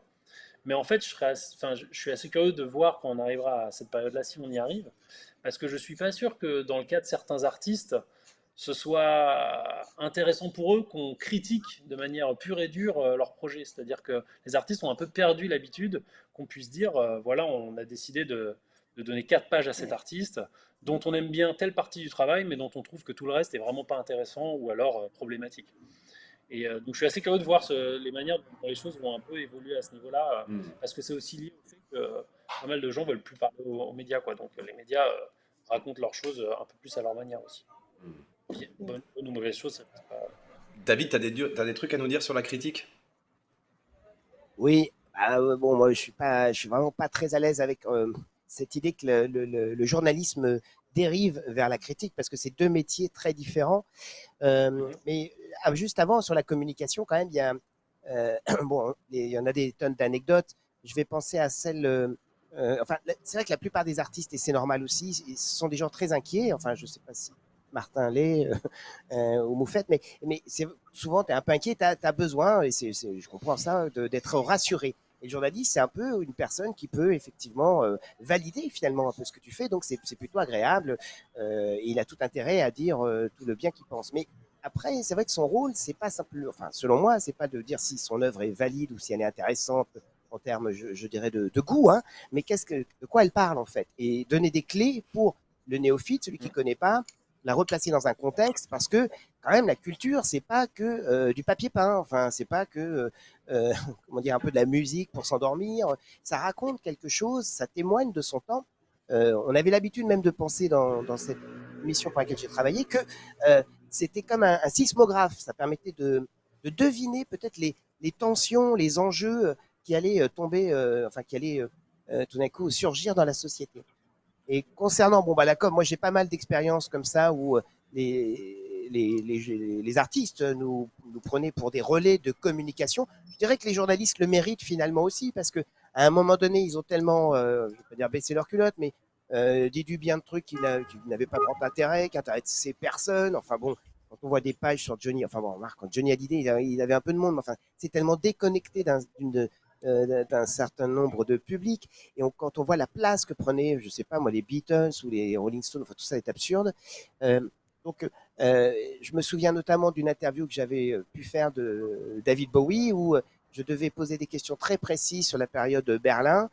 Et bon, bah voilà, j'avais droit à 10 minutes. Alors, je sais pas si les gens savent, mais en fait, quand on atteint un certain niveau, c'est comme dans le gaming, j'imagine, il y a de plus en plus de difficultés à interviewer des gens. Donc, déjà, il y a une armada de personnes autour de toi qui t'expliquent comment ça va se passer. Tu as un chronomètre, donc tu as droit à 5 minutes, et puis tout le monde t'observe, et puis ben voilà, est prêt à prendre la tapette pour te taper sur les doigts. Et bien évidemment, il venait pour parler d'un nouvel album. On était reçu dans un hôtel très luxueux. Enfin bon, et bien évidemment, j'avais pas écouté l'album puisque c'était pas l'objectif de l'interview. Donc, je ne voulais pas parler de quelque chose que je ne connaissais pas. Donc, je pose ma première question. Il a l'air un peu embarrassé sur Berlin. Il me dit ah bah c'est loin, je m'en souviens pas bien. Bon, c'est quand même difficile quand même de tout oublier. Je réinsiste. Il me dit tu sais, j'ai sorti un nouvel album. Je dis oui, je sais, mais moi, ce qui m'intéresse, c'est vraiment cette période-là. Et à la troisième question, eh bien, il a répondu oui, mon nouvel album, il est vraiment passionnant. Je suis content que tu me poses cette question que je lui avais pas posée. Donc, on en est un peu à ce niveau-là aujourd'hui avec beaucoup de journalistes qui, à force d'être des relais de communication, ne font que de ne plus faire leur travail. Alors, ils sont contents parce qu'à la fin, on leur serre la main. Ça se passe plutôt bien, hein, mais globalement, il ne s'est pas passé grand-chose. Et c'est un super métier, journaliste. C'est dommage. Et il faut un peu convaincre, c'est vrai, parfois l'artiste de comprendre que parler un peu de son intimité, sortir des questions un peu bateau, après l'avoir un peu rassuré, c'est bénéfique pour lui. Et finalement, même, ça peut faire aussi de la com. Mais on n'est pas obligé de rentrer en tout cas dans le cirage de pompe ou simplement vendre le produit, l'album, etc. On peut raconter une histoire, c'est ce qu'on a toujours essayé de faire. Et je pense que c'est ce que les gens attendent parce qu'en fait, on parlait des réseaux sociaux, etc. Et c'est vrai que l'erreur de la presse, selon moi, c'est qu'à un moment donné, elle a parlé d'elle-même. D'ailleurs, il n'y a pas un gamin qui lit la presse. Enfin, et pourtant, ils ont des euros, hein, ils peuvent pour acheter. Enfin, c'est pas interdit aux jeunes d'aller dans un kiosque à journaux. Mais au-delà que c'est pas dans leurs usages, je pense aussi, ça ne leur parle pas parce que les gens qui sont derrière, c'est pas une question d'âge. Enfin, je le souhaite. C'est plutôt une question d'attitude. Ont oublié un peu une manière d'interroger le réel, de le documenter, de sortir de leurs convictions, de ce qu'ils connaissent. C'est le plaisir du journalisme, je pense, surtout culturel, c'est d'aller dans les endroits qu'ils ne maîtrisent pas en fait. Comme Twitch, par exemple, pour nous. Exactement. Et comme les artistes aussi, c'est d'arpenter enfin normalement des espaces qui n'ont pas été déjà balisés. Enfin, c'est ça qui est chouette, quoi. C'est comme voyager. Enfin, si tu vas à l'autre bout du monde pour regarder Netflix et bouffer McDo, c'est pas très intéressant. Donc, c'est vraiment ça, à mon avis, la valeur intrinsèque du journalisme. Et mais on pourrait reparler. Enfin, je veux pas trop monopoliser la parole du recrutement, parce qu'il y a un vrai problème aussi dans le recrutement des journalistes aujourd'hui. Bon bah voilà, où en gros, c'est un peu, enfin, un peu toujours les mêmes, hein, et c'est pas anodin non plus, parce que quand on a des écoles, même s'il y a des exceptions, n'est-ce pas Pierre Sofiane, comme Sciences Po, qui font la pluie et le beau temps, il y a un bon triage qui est fait pour faire en sorte que il n'y ait pas de remise en question, on va dire, dans les organes de presse par la suite de la parole du rédac chef ou du directeur de publication, etc. Et on peut dire le gros mot reproduction sociale, hein, même s'il y a des exceptions, évidemment. Mais moi, pour rebondir un peu sur ce que viennent de dire Simon et David, je trouve qu'il y a quand même eu deux gros loupés, deux gros ratés du journalisme culturel ces dernières années, et qui semblent le continuer. C'est à quel point le journalisme semble être complètement passé à côté et de PNL et d'Aya Nakamura, à quel point enfin, c'est quand même les deux plus gros vendeurs de disques de la dernière décennie. Enfin, c'est pas n'importe qui, ces gens qui l'ont fait sans médias, sans presse, sans partenariat avec des grandes maisons. Aya vient de signer chez Lancôme ou je sais plus qui, mais enfin, ça arrive extrêmement tard dans sa carrière, surtout quand on regarde plein d'autres chanteuses de son âge avec moins de succès, parce que elle reste une des premières, hein, elle fait la course en tête, et on regarde ça avec un peu de mépris de classe, on rigole un peu, enfin, on comprend pas très bien les textes et qu'elle doit être un peu con. On se dit la même chose avec PNL d'ailleurs, ils sont probablement analphabètes puisque nous qui sommes lettrés, nous ne comprenons pas ce qu'ils disent. Et alors qu'en plus tout ce petit monde est capable de nous lire François Villon et trouver ça fantastique parce que la poésie du XIIIe siècle c'est quand même tellement parlant aujourd'hui et pertinent et ça continue et on ne parle de ces artistes que par des biais pour parler d'autres choses, parler du fait qu'on ne parle pas d'Aya Nakamura ou que PNL n'était peut-être qu'un feu de paille au final, mais même s'il s'arrête là, enfin Rimbaud aussi s'est arrêté là et ça l'a pas empêché de nous secouer encore aujourd'hui. Et ça, moi, ça me sidère que ça continue encore aujourd'hui, qu'il n'y ait pas des grands papiers dans le monde pour nous expliquer ça, même qu'on est passé à côté d'un truc.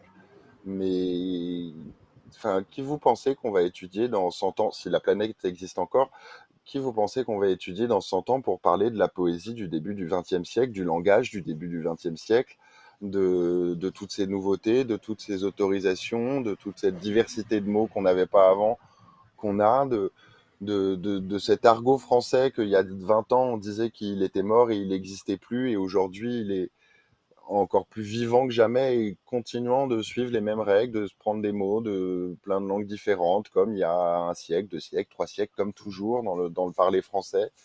Enfin voilà, moi ça me sidère cette impensée. C'est juste un exemple, c'est juste, enfin ces deux exemples, PNL et Aya Nakamura, mais qui pour moi sont vraiment disent tellement de choses de nos lacunes et de notre société et de tous les biais qui la traversent, quoi. Et qu'encore aujourd'hui, on parle pas de ces artistes, alors qu'Aya Nakamura, enfin, c'est elle qui vend le plus au monde, c'est la chanteuse française qui vend le plus au monde. Depuis Piaf, elle bat tous les records, elle continue de les battre partout, enfin, et personne ne parle d'elle. Mais allô? Enfin, Mais bon, je pense qu'on est, voilà. on est d'accord, Martin, que là, on parle très clairement de culture dominante. Parce que dire qu'on parle pas d'Aya Nakamura, c'est qui ne parle pas d'Aya Nakamura en réalité? Tu vois?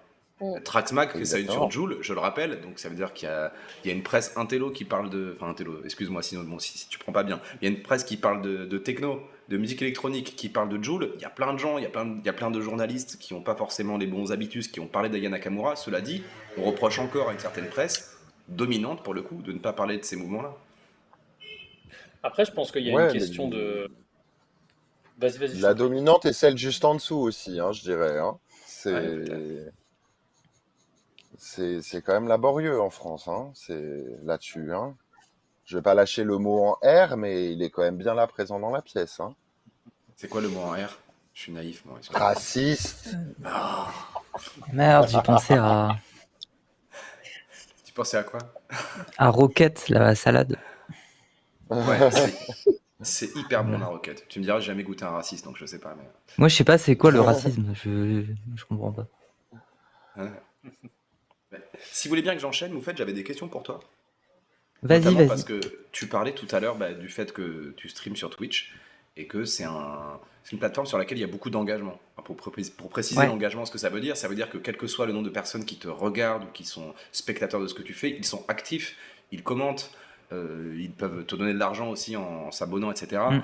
Voilà. On sait que, évidemment, que Twitch fait ses records d'audience chez les 18-25 ans. Il faut savoir que même chez les 18-25 ans, c'est pas la majorité de l'audience Twitch. Les 18-25 ans sont bien plus sur TikTok, sur Instagram, etc. Cela dit, c'est un endroit où on a un rapport particulier avec l'audience. Et j'ai envie de te poser deux questions. La première, c'est comment tu décrirais ce rapport avec l'audience? Parce qu'il doit y avoir des bons et des mauvais côtés. Et le deuxième, c'est souvent des aventures solitaires Twitch. Parce qu'on sait qu'il y a des web TV qui sont lancés, qui n'ont pas marché, il y a des nouveaux projets qui arrivent. Et comment tu te places toi aussi par rapport à, contrairement à cette espèce d'esprit d'équipe de la rédaction, tu vois, comment on se lance en solitaire dans cette aventure? En solitaire. Et Ouais. qu'est-ce que tu entends par solitaire? Seul, tu veux dire? Ou alors. En solitaire parce que c'est beaucoup on va dire que les chaînes sont beaucoup identifiées à des individus, ce qui ne veut pas dire qu'il n'y a pas des gens qui Oui, travaillent à côté, mais voilà, c'est une incarnation, on va dire, solitaire. oui, ok. Oui, c'est pas un. Oui, parce qu'un collectif qui se lance, c'est pas en solitaire, du coup, tu veux dire. Ok. Ouais. Oui, Twitch, il y a un chat, les gens donnent leur avis, on peut se servir du chat pour rebondir. Il y a certaines chaînes dont le contenu, ça va être beaucoup plus de discuter avec le chat que d'autres types de contenus où on est moins disponible pour le regarder.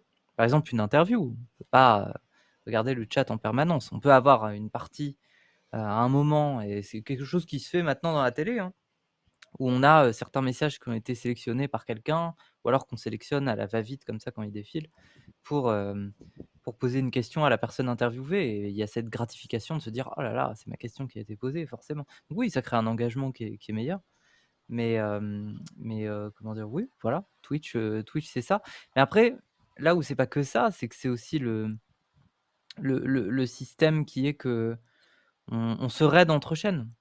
Hmm. Donc en fait, Est-ce que c'est tu peux comme ça que. expliquer le raid pour les newbies comme moi? Ah!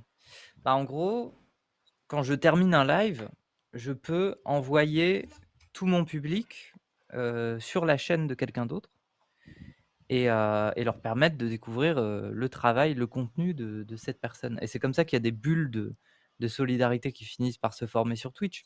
C'est que des gens qui jouent à du jeu vidéo et qui ont tendance à jouer aux jeux vidéo, souvent les mêmes jeux vidéo, bah, vont peut-être avoir tendance à se raid entre eux. Et nous, forcément, bah, on a cette bulle de solidarité plus politique où, bah, moi, c'est des chaînes politiques qui me raident. Je crois, il y a 3 jours, c'était Antoine Léaumont qui s'est aussi lancé, sur Twitch, et moi aussi je raid à mon tour. Mais moi, je fais attention à essayer de raid aussi, pas mal de bizarreries d'artistes, sur Twitch, voilà. Essayer de faire découvrir des petits trucs un peu bizarres de temps en temps. Des gens qui font des one man bands, musicaux, une des chaînes que j'avais découvert, c'est, une meuf qui fait une performance en Amérique où, en gros, sa chaîne est en noir et blanc. Elle se filme dans une maison où toute la déco est années 70 et elle parle comme une vieille bourgeoise. Alors, c'est plus années 50 même. C'est vraiment noir et blanc, années 50, période Sinatra ou je sais pas quoi. Et elle parle avec un ton de vieille bourgeoise, mais elle le fait 4-5 heures d'affilée et elle fait ça depuis 1 an. Et c'est très étrange comme ambiance parce que tu te demandes comment elle tient le personnage comme ça Hmm. aussi longtemps. Bref, bon, il y a plein de choses intéressantes sur Twitch. Mais j'ai pas réagi beaucoup à ce que disent les gens. Moi, j'ai un problème d'envie et j'oublie beaucoup ce que j'ai envie de dire, mais j'avais envie de dire plein de choses par rapport à ce que les autres ils ont dit avant. Suffisant. Martin, à un moment, il a dit oui, moi, je suis très antagoniste à ce type de plateforme et tout ça. Moi, je dirais, je comprends tout à fait. Et un des problèmes, de toute façon, qu'on a aujourd'hui dans nos sociétés occidentales, particulièrement, c'est la solitude. Et les réseaux sociaux et les plateformes, ça n'aide pas. Et on a cette fameuse phrase de dire: «Aller toucher de l'herbe», dans le sens, au bout d'un moment, sortez de chez vous, quoi. C'est bien de passer son temps devant Twitch, mais sortez de chez vous, faites des choses. Et moi, je trouve que oui, et c'est là qu'on rejoint un peu, la situation politique de la culture. C'est que les financements, les démarches, les lieux-dits où on peut, sortir, voir des spectacles pour pas, trop cher, découvrir des artistes, qui eux-mêmes arrivent à en vivre en fait et arrivent à pouvoir se déplacer dans la France pour montrer ce qu'ils savent faire et tout ça. Tout ça, c'est en train de se dégrader de plus en plus. Donc oui, je comprends qu'une fois qu'on a les pieds là-dedans, dans le spectacle vivant et tout ça, on peut avoir cette philosophie et en fait, j'ai presque envie de dire dans un parcours de vie, tant mieux. C'est une victoire en fait d'avoir réussi à faire ça. Moi personnellement, en tant que dessinatrice, Twitch ça a été de la survie et en fait, j'ai presque envie de dire que pour le public qui consomme aussi du Twitch, bah, en fait des fois c'est parce que géographiquement et économiquement, ils ont pas les moyens d'aller, dans un beau quartier parisien un soir pour aller voir un spectacle. Donc ça c'est dommage et je dis qu'il y a une fracture et en même temps je dis que j'ai pas envie de cracher sur la fracture en disant: «Oh là là, mais vous vous rendez pas compte que c'est pas les mêmes milieux». En fait, j'aimerais que ça soit les mêmes milieux, mais c'est parce que la culture, politiquement, c'est de la merde, en fait. Aujourd'hui, il y a plus grand chose qui est fait.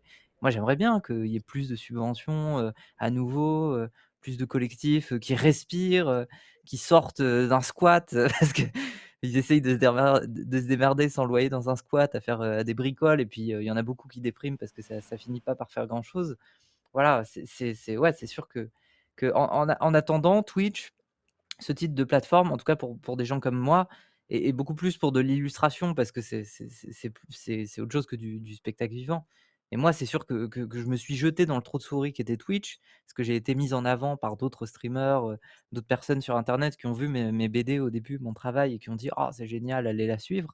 Et après j'ai commencé à faire des lives en me disant: «Mon modèle économique, c'est que je veux être autrice de BD, mais que, j'ai tout à fait conscience qu'aujourd'hui, pour réussir à générer des fonds, il faut aussi être un peu une personnalité publique si on se lance sur Twitch, donc je fais des lives, mais à la base, c'était pas ce que je voulais faire spécialement. Moi, j'aurais bien fait de la BD, juste de la BD. Mais le truc, c'est qu'à l'époque, moi, j'étais en master d'art plastique et j'étais dans des collectifs d'artistes, de jeunes artistes qui faisaient de la BD à Amiens. Je veux dire, j'ai un pote, il a commencé à faire une première commande, une première BD sur Malcolm X. La maison d'édition lui a lâché 3 500 balles, rien de plus.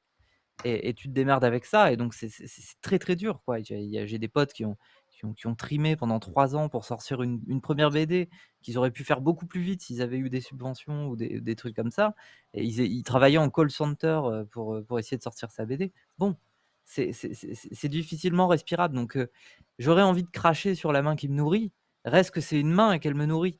Donc en fait, les réseaux sociaux, oui, ça nous aliène, c'est tous ces codes-là, les algorithmes, et compagnie, ça étouffe la culture et ça permet pas aussi à des voix, et à des publics, de niche de se faire connaître, certes. Mais en fait, j'ai presque envie de dire que tout le monde déprime dans le secteur de la culture, j'ai l'impression et qu'en attendant, bah, on n'a pas envie de vivre dans ce monde-là, on le sait, mais c'est une question d'adaptation parce qu'au final, le loyer se paye et le frigo se paye derrière. Donc c'est comme ça qu'on fait, quoi. Enfin, en attendant, on fait comme ça, en attendant que politiquement ça change, hein. Mais bon. Moi, ça me fait penser à une chose, c'est que sur la question de peut-être de la forme de solitude qu'on peut retrouver en ligne et de l'isolement que peut causer les réseaux sociaux de manière un peu paradoxale, puisqu'on est connecté à tout le monde, mais on est finalement parfois un peu isolé. Ça me fait penser à un truc aussi, c'est que Là, la question de à quoi sert le journalisme musical, je vais parler d'un point de vue purement égoïste qui fait fi totalement des publics, mais il y a une dimension dans un média d'aventure collective et humaine qui est exceptionnelle et que, alors là, c'est vraiment pour les journalistes qui la pratiquent et quelque chose d'assez fondamental. Et je pense que par exemple, les gens de Trax qui sont là ont forcément ce sentiment d'aventure collective, etc., notamment quand ça s'est arrêté, mais même pendant toute la période avant. Et donc, c'est vrai qu'il ne faut pas oublier qu'il y a aussi une forme peut-être d'égoïsme, aussi un peu, mais d'égoïsme peut-être positif, puisque ça peut donner envie à d'autres aussi, mais dans les aventures de presse, dans les aventures de médias, culture, etc., c'est qu'à un moment, il y a des gens qui se réunissent, qui ne se connaissaient pas forcément au début, qui se mettent à aimer des choses en commun, qui s'enflamment pour des sujets qui connaissaient pas et qu'ils apprennent à connaître. Et en fait, je trouve que cette dimension d'aventure collective est quand même vraiment importante pour comprendre aussi les dynamiques qu'a connues la presse culture ces dernières années. La presse culture et les médias culture sont quand même toujours des aventures de bandes, quoi. Il y a eu la bande de, je sais pas, de Nova, il y a eu la bande d'Actuel, il y a eu la bande de Trax, il y a eu, voilà, c'est des bandes d'amis qui font des choses ensemble. Et ça, même si c'est vrai que ça laisse un peu de côté parfois les publics, c'est humainement en tout cas stimulant pour ceux qui ont la chance de pouvoir en faire partie, quoi. Oh bah, juste je rajoute une phrase. Oui, je pense que on parlait d'aventure individuelle. Sincèrement, si on fait du journalisme, enfin, ce qui s'apparente à du journalisme culturel sur Internet, à moins d'avoir une très bonne base et d'avoir beaucoup de choses à dire, je pense que le collectif, c'est un truc à viser. Parce que ça peut être très déprimant de se lancer seul, et de rentrer dans cette complexité de: «Ah, comment me renouveler, avoir des choses à dire?» Et typiquement pour un truc, comme Trax, rester vraiment en collectif, parce que je pense que ça peut pas reposer sur les épaules d'une seule personne et c'est précisément la nature même du média dans son côté, «Oh là là, je vous offre de la nouveauté, de la surprise», qui fait que évidemment on a besoin de gens, en fait, parce que plus on est de cerveau, plus on se surprend entre nous. Donc ouais, le collectif, ça compte, c'est hyper important, je pense. Eh bien, en parlant de collectif et de gens, mon cher David, qui est en direct du Zocalo dans le 20e arrondissement de Paris, est-ce qu'on a des gens du public qui voulaient participer ou pas? On leur a laissé la possibilité de poser des questions à nos invités, de dire ce qu'ils avaient sur le cœur, Bien etc. évidemment, il se bouscule, hein, je ne Ils se te cache pas, bousculent. c'est là. Ah ouais, on y Non, va mais je ne alors. sais pas comment choisir, c'est hallucinant. Non, mais Lance un il dé. y a du monde. Non, mais il y a des questions, je rigole bien. Et je vais passer donc le micro tout de suite. Euh, Je te remercie. Non, je revenais en commentaire sur ce qui avait été dit tout à l'heure par rapport à Aya Nakamura et PNL. Il y a déjà un petit moment maintenant, j'avais vu passer un article dans Libération qui est quand même fait plutôt partie des médias mainstream, même si c'est pas non plus voilà les grosses chaînes de télévision ou Le Monde par exemple, puisque vous citiez Le Monde, mais ça reste quand même un journal important. Et il y a un jeune journaliste qui en plus était quelqu'un issu du Bondi Blog. Donc je trouve que c'est intéressant aussi comme parcours, et le Bondi Blog, je trouve que c'est un peu une pépinière de jeunes journalistes. Je pense aussi à une autre journaliste que l'auteur de cet article-là, qui aujourd'hui pige pour The Guardian ou pour d'autres gros médias comme Bouscapé. Mais en tout cas, voilà, ce jeune journaliste, lui, il était revenu justement sur la question du langage dans les morceaux de PNL, mais aussi d'autres rappeurs, et sur comment, par exemple, je sais pas moi, certains mots issus de certaines langues africaines étaient très présents dans leur musique, et euh, comment ça devenait, comment ça a infusé en fait le langage des jeunes aujourd'hui. Donc je trouve qu'il y a quand même eu des petites choses qui ont été faites là-dessus, et dans des médias quand même assez importants. Et je pense qu'aussi, il faut, enfin, pour revenir à ce que vous disiez un peu plus tôt, sur le côté de toujours ce besoin d'être légitimé, en fait. Et de se dire, oui, dans 20 ans, on se penchera sur ce qui a été fait aujourd'hui et quels seront les grands poètes, etc. Mais est-ce que finalement la contre-culture les mouvements émergents, et les musiques émergentes et hybrides, etc., est-ce qu'elles ont besoin de ça aujourd'hui? Est-ce qu'elles ont besoin de ce tampon pour, pour pouvoir vraiment exister, en fait? Voilà. Donc il y avait eu un commentaire, mais il y avait aussi une question là-dessus sur est-ce que c'est vraiment important maintenant que les grands médias se tournent vers ces artistes qui sont effectivement populaires et en même temps comment dire, transgressifs ou qui apportent quelque chose de nouveau. C'est un peu long, désolé. Non, mais vas-y, garde le micro parce que je voulais te poser un peu une question. Si j'ai bien compris ton propos, cher public, c'est si on parle de journalisme culturel, Le tampon, c'est accepté par les dominants, il n'y en a plus besoin. Ça laisse la place à d'autres formes de journalisme, mais d'après toi, ce tampon-là, les artistes, il y en a beaucoup qui n'en ont plus besoin. Ce qui peut paraître J'ai contradictoire avec le l'impression fait aussi d'être que accepté, mais... Mais j'ai l'impression aussi, et je pense ça se joue sur les deux côtés en fait, c'est que si PNL ils ont pas forcément envie de faire des interviews, c'est peut-être qu'ils se sentent pas à l'aise dans cet exercice-là. Moi, je me souviens d'artistes qui aujourd'hui euh, comment dire, arrivent complètement à contrôler leur image ou à être à l'exercice de l'interview comme La Rumeur. Je me souviens d'une interview d'Écho et de La Rumeur qui disait à l'époque où nous on a sorti nos premiers EP, où j'avais un titre qui avait quand même énormément de succès, qui tournait sur Nova, Lauryn Hill s'était intéressé à ma musique, etc. Enfin, on était dans les années 90, qui avait reçu des invitations pour passer dans des grands médias à l'époque, sur Nulle part ailleurs, sur Canal, etc. Lui disait, moi, je me serais pas senti à l'aise de défendre ma musique et mes propos dans ce contexte-là, face à des journalistes, face à des personnes comme ça. Bon, bah, peut-être qu'aujourd'hui, voilà, PNL, eux, ils se sentent pas à l'aise de défendre leur musique face justement à des gens qui sont dans la culture légitime, dans les médias de masse, etc. Peut-être qu'Aya Nakamura, c'est pareil. En même temps, il y a d'autres biais aussi. Aujourd'hui, les marques, elles investissent sur des gens qui viennent des médias indépendants. Je pense à Apple avec Mehdi Maizi, qui propose quand même des interviews de qualité, qui a aussi le code où là, ils sont plus dans un débat musical avec des journalistes qui sont eux aussi spécialisés, qui ont des gros parcours et qui s'y connaissent. Et finalement, bah, il y a quand même des entrevues et des propositions de qualité. Et on passe quand même par voilà, Smart, passe par les GAFA, Hmm. comme le disait Moufette tout à l'heure, et on est un peu obligé aussi de pactiser avec le diable. Certains arrivent quand même à tirer leur épingle du jeu et de la bonne manière, je trouve. Merci pour ton intervention. On a d'autres gens, David? Ah, moi, Eh, j'avais David? Personne n'a répondu à ta plus. question, hein, ceci dit. Ouais, donc, Bah ouais, Oui, c'est vrai. Ouais, Ah, moi, je vais bien alors, répondre. bah oui. Moi, je pense pas que les artistes aient forcément besoin de ce tampon. Et encore une fois, Aya Nakamura et PNL en sont la preuve. Ils reçoivent, sans recevoir le tampon, enfin, même si on commence à leur attribuer gentiment, ils ont vendu énormément et touché un public extrêmement large et parlé à leur génération, comme peu d'autres artistes, ou Jul aussi en est un bon exemple. Mais je trouve ça, moi je me positionne en tant qu'artiste et je trouve ça dommage que je m'en fous que les journalistes passent à côté, tant pis pour eux, ils passent souvent à côté de plein de choses. Il y a plein de gens dont on est passé à côté de leur vivant et qu'on les découvre après. Bon, ben voilà, c'est la vie. Mais voilà, je trouve ça juste dommage pour plus les élites artistiques, quelque part, de passer à côté d'artistes comme ça, de passer à côté de. Enfin, c'est là que se passe la vraie vie et les choses intéressantes, quoi. Qu'est-ce qu'on se fait chier dans les musées et les théâtres? Enfin, on peut le dire aussi.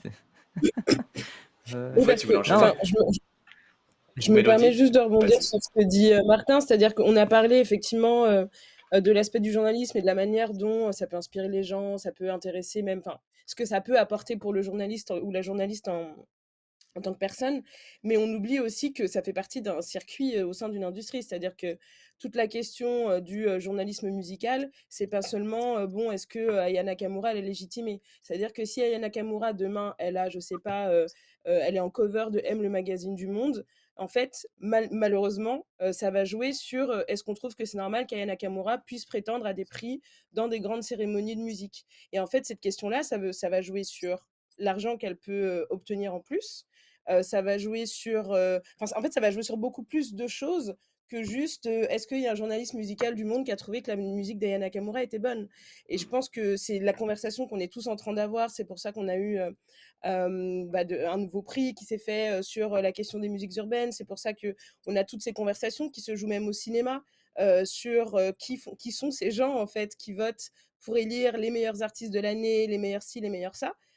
Parce qu'en fait, aujourd'hui, on sait très bien que, si on prend un Jul, par exemple, Jul, quand on voit le nombre d'albums déjà qu'il a sortis en très peu de temps et le nombre de streams, le nombre de musique, en fait, finalement, qu'il fait et que les gens connaissent, et qu'on voit qu'il est boudé pratiquement sur toutes les cérémonies en France, bah, en fait, ça pose une question. Et la question qu'elle pose, c'est justement comment c'est possible que non seulement ces élites culturelles boudent, on va dire, des artistes qui sont très connus et qui sont, mais aussi comment elles peuvent bouder finalement le goût des publics. Et en fait, la question, du coup, elle devient pas simplement est-ce que c'est bien d'aimer ou de ne pas aimer? Ça devient en fait qui, encore une fois, a le droit de prétendre à une longévité pardon, dans le secteur de la culture.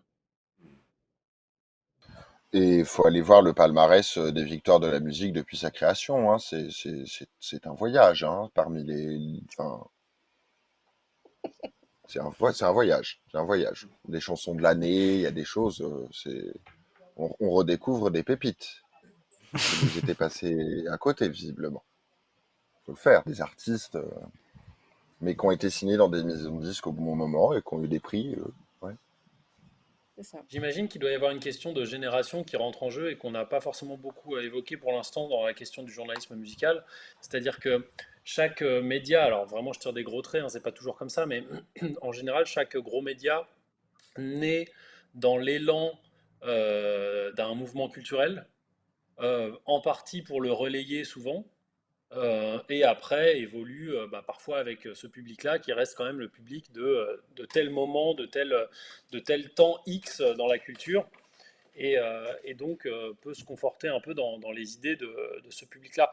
Mais après, les personnes qui sont en position, on va dire, peut-être plus décisionnaire aussi dans la presse culture, notamment dans les gros médias, ça reste quand même des personnes qui sont en général peut-être un peu plus âgées, qui ont grandi typiquement dans une culture musicale qui n'est pas du tout celle qui a vu naître PNL et Aya Nakamura. Donc, si jamais ces personnes-là sont peut-être pas assez curieuses, elles sont peut-être pas amenées à comprendre justement pourquoi on peut trouver que PNL c'est génial et que Aya Nakamura c'est génial.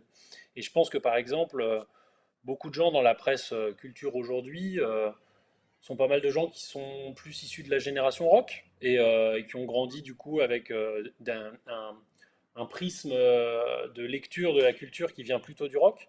Alors, ça ne veut pas dire que c'est des personnes qui ne sont pas capables de comprendre ce qui se fait maintenant, hein, bien sûr que non. Mais parfois, ça peut amener des sortes de biais aussi dans la lecture de tout ça, euh, qui peuvent découler justement du fait que les personnes qui lisent Aya Nakamura, enfin qui vont recevoir Aya Nakamura au PNL aujourd'hui et qui sont en position décisionnaire dans les gros médias culture, sont des personnes qui n'ont pas forcément grandi avec cette culture-là et pour qui, du coup, ça reste une découverte cocasse faite sur le tard, quoi. En tout cas, on peut remarquer que dans la presse culture et dans la presse musique notamment, c'est en général très difficile pour un média, et là je parle, nous c'est un peu une des difficultés auxquelles on s'est retrouvé confronté avec Trax, c'est que beaucoup de médias naissent dans l'élan d'un mouvement musical, le relais, et à un moment quand il faut parler d'autre chose que ce mouvement musical et éviter de tomber dans la dimension patrimoniale de ce mouvement musical, ça devient difficile. Et tout le monde dit non, non, non, c'est pas ça qu'on veut, non, non. Des couvertures Laurent Garnier jusqu'à la fin des temps, s'il vous plaît.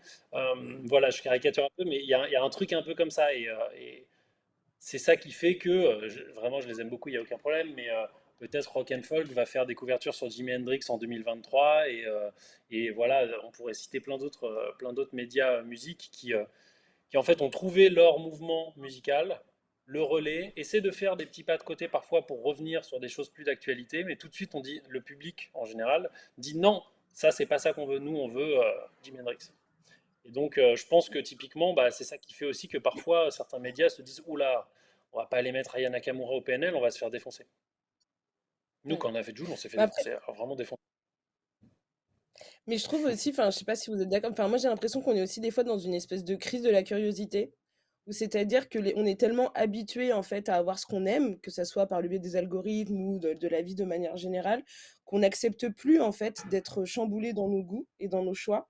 Et dans le journalisme, je trouve que ça se ressent beaucoup parce qu'on va avoir un petit peu ce truc de quand on vient avec une idée nouvelle ou un artiste nouveau, c'est souvent genre, ah, c'est quoi ce truc pas connu? Et limite, il va falloir attendre que 5, 6 médias en parlent d'abord, Mm.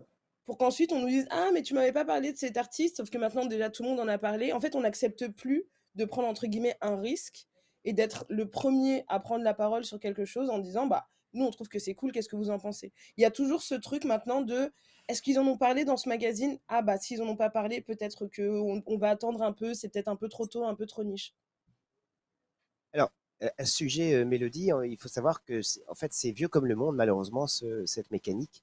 quand j'ai commencé à Trax, j'ai découvert, parce que je ne connaissais pas assez bien les rouages, notamment pour les maisons de disques, et c'est ce qu'ils appellent le plan média. Et effectivement, la difficulté pour un journaliste, c'est de convaincre, on va dire, son rédacteur en chef. Et les arguments utilisés souvent, c'est le succès, la notoriété, l'exclusivité. Et donc, si jamais il n'y a pas de canard, enfin de presse ou de médias qui se sont intéressés à l'artiste avant, ça va être excessivement difficile, pour peu que ça soit pas une personne que connaît le rédac chef ou ou quelque chose qui lui plaise, de le convaincre. Donc, effectivement, les maisons de disques ont mis en place un système où d'abord ils draguent. Alors, à l'époque, c'était les fanzines. Hein, après, ils vont donc ils payent un petit voyage de presse au fanzine. Après, un petit voyage de presse à plutôt un hebdomadaire ou un mensuel un peu plus connu. Après, nous, on intervenait là-dedans. Il y avait Trax aussi. Donc, on se retrouvait parfois avec des voyages de presse. Et puis après, ça pouvait enfin toucher peut-être la personne qui était dans des grands quotidiens ou alors chez elle aussi ou à TF1. Et puis à ce moment-là, donc effectivement, on touchait le haut de la pyramide. Donc, c'est un système qui existe toujours, je pense, même s'il est un peu court-circuité en passant peut-être maintenant par des influenceurs ou d'utiliser la prescription. Mais j'en reviens à ce que tu disais, c'est quand même aussi embarrassant à un moment donné que le journaliste se préoccupe, je ne dis pas qu'il faut enfin, le jeter par-dessus bord, mais à ce point-là du public. Parce que on n'est pas des stars, enfin moi on est là pour informer. Donc à un moment donné, que ça plaise ou pas, par exemple, imaginons, bon, c'est un peu ce qui se passe, mais les gens n'ont plus envie d'entendre parler de la guerre en Ukraine, donc je vais arrêter de parler de la guerre en Ukraine. Enfin, c'est très périlleux comme système. J'en ai marre d'entendre des mauvaises nouvelles, donc bon, j'aime bien SoFoot, je vais créer un magazine avec que des bonnes nouvelles. Je ne m'intéresse qu'au yoga, je ne parle que, enfin, je ne vais parler que de yoga. Donc c'est très, là on quitte totalement la mission première du journaliste, qu'il soit culturel, c'est pareil, et il doit parler de tout, de ce qu'il n'aime pas, et peut-être aussi de ce que n'aime pas son public. Et du coup, ce goût de la curiosité, faut pas comment dire, l'attendre du public, faut lui imposer en fait, parce que c'est beaucoup lui demander, car, genre, et je terminerai là-dessus, c'est culturel la curiosité, c'est un privilège. On ne naît pas nécessairement, enfin, on est curieux quand on est enfant, et puis on vous apprend à plus être curieux. Et on vous dit, il faut pas vous intéresser à ça, ça te regarde pas, etc. Mais c'est souvent, quand je dis c'est un privilège, hein, c'est pas que lié à l'argent, c'est lié à une éducation. La, la fermeture sur l'autre ou le préjugé sur l'autre, il est plus facile à avoir. C'est plus difficile, entre guillemets, d'être tolérant, parce que ça demande une forme, non pas d'éducation, mais finalement de culture, d'ouverture d'esprit, qui est le résultat d'une expérience. La facilité, c'est de se refermer et d'avoir un point de vue très tranché sur les autres, sur les choses qu'on ne connaît pas, on appelle un peu les préjugés, et de s'appuyer là-dessus pour se construire. Et le journaliste est là pour casser tout ça normalement. Moi, il y a une question qui me taraude depuis quelques années, c'est que on voit que, alors je ne sais pas du tout si c'est une bonne ou une mauvaise chose, mais on voit que dans la presse, de plus en plus dans le monde de la culture, les marques deviennent les financeurs de tout ça. C'est-à-dire qu'à un moment, c'était les pages de pub, il y a un moment, c'était les ventes en kiosque. Maintenant, c'est beaucoup les opérations qui sont faites avec des marques à côté. Bonne ou mauvaise chose, c'est un autre débat, mais en tout cas, je remarque une chose, c'est que nous, sur un média comme Trax, qui sortait un magazine papier, etc., si on s'en tient aux ventes en kiosque, bah dans ce cas-là, typiquement, on est amené à pas trop sortir de notre cadre confortable parce que bah, le public veut plus ou moins des artistes qu'il connaît déjà et être rassuré là-dessus. Si on s'en tient aux annonceurs, par exemple, bah, il y a tel artiste qui va sortir un album, on vous prend une page de pub, donc vous en parlez, etc.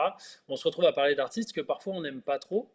Et ce que, en général, les journalistes culturels aiment faire, c'est parler de nouveaux artistes et leur donner énormément de visibilité parce qu'à un moment, on trouve que c'est fondamental et que c'est important, etc. Les marques, j'ai remarqué ça parce que nous, on avait une agence derrière Trax qui bossait beaucoup avec des marques. J'ai remarqué que les marques, concrètement aujourd'hui, ce qu'elles visent, c'est la jeunesse. Elles ont envie d'être avant-gardistes, progressistes, d'être. Alors c'est un peu par opportunisme, mais en tout cas, nous, je sais que sur Trax, on a parfois pu traiter des artistes qu'on n'aurait jamais pu traiter si c'était sur une base de vente en kiosque, parce que personne ne serait allé mettre le nez là-dedans, mais parce que des marques nous disaient ah ouais, mais ils sont jeunes, ils sont dans l'avant-garde, ils sont cool, ils sont divers, ils sont variés, ils sont voilà, et donc ça permet aussi de pouvoir pousser des choses parce que certains artistes que nous on aime peuvent avoir des valeurs que des marques aimeraient avoir en tout cas.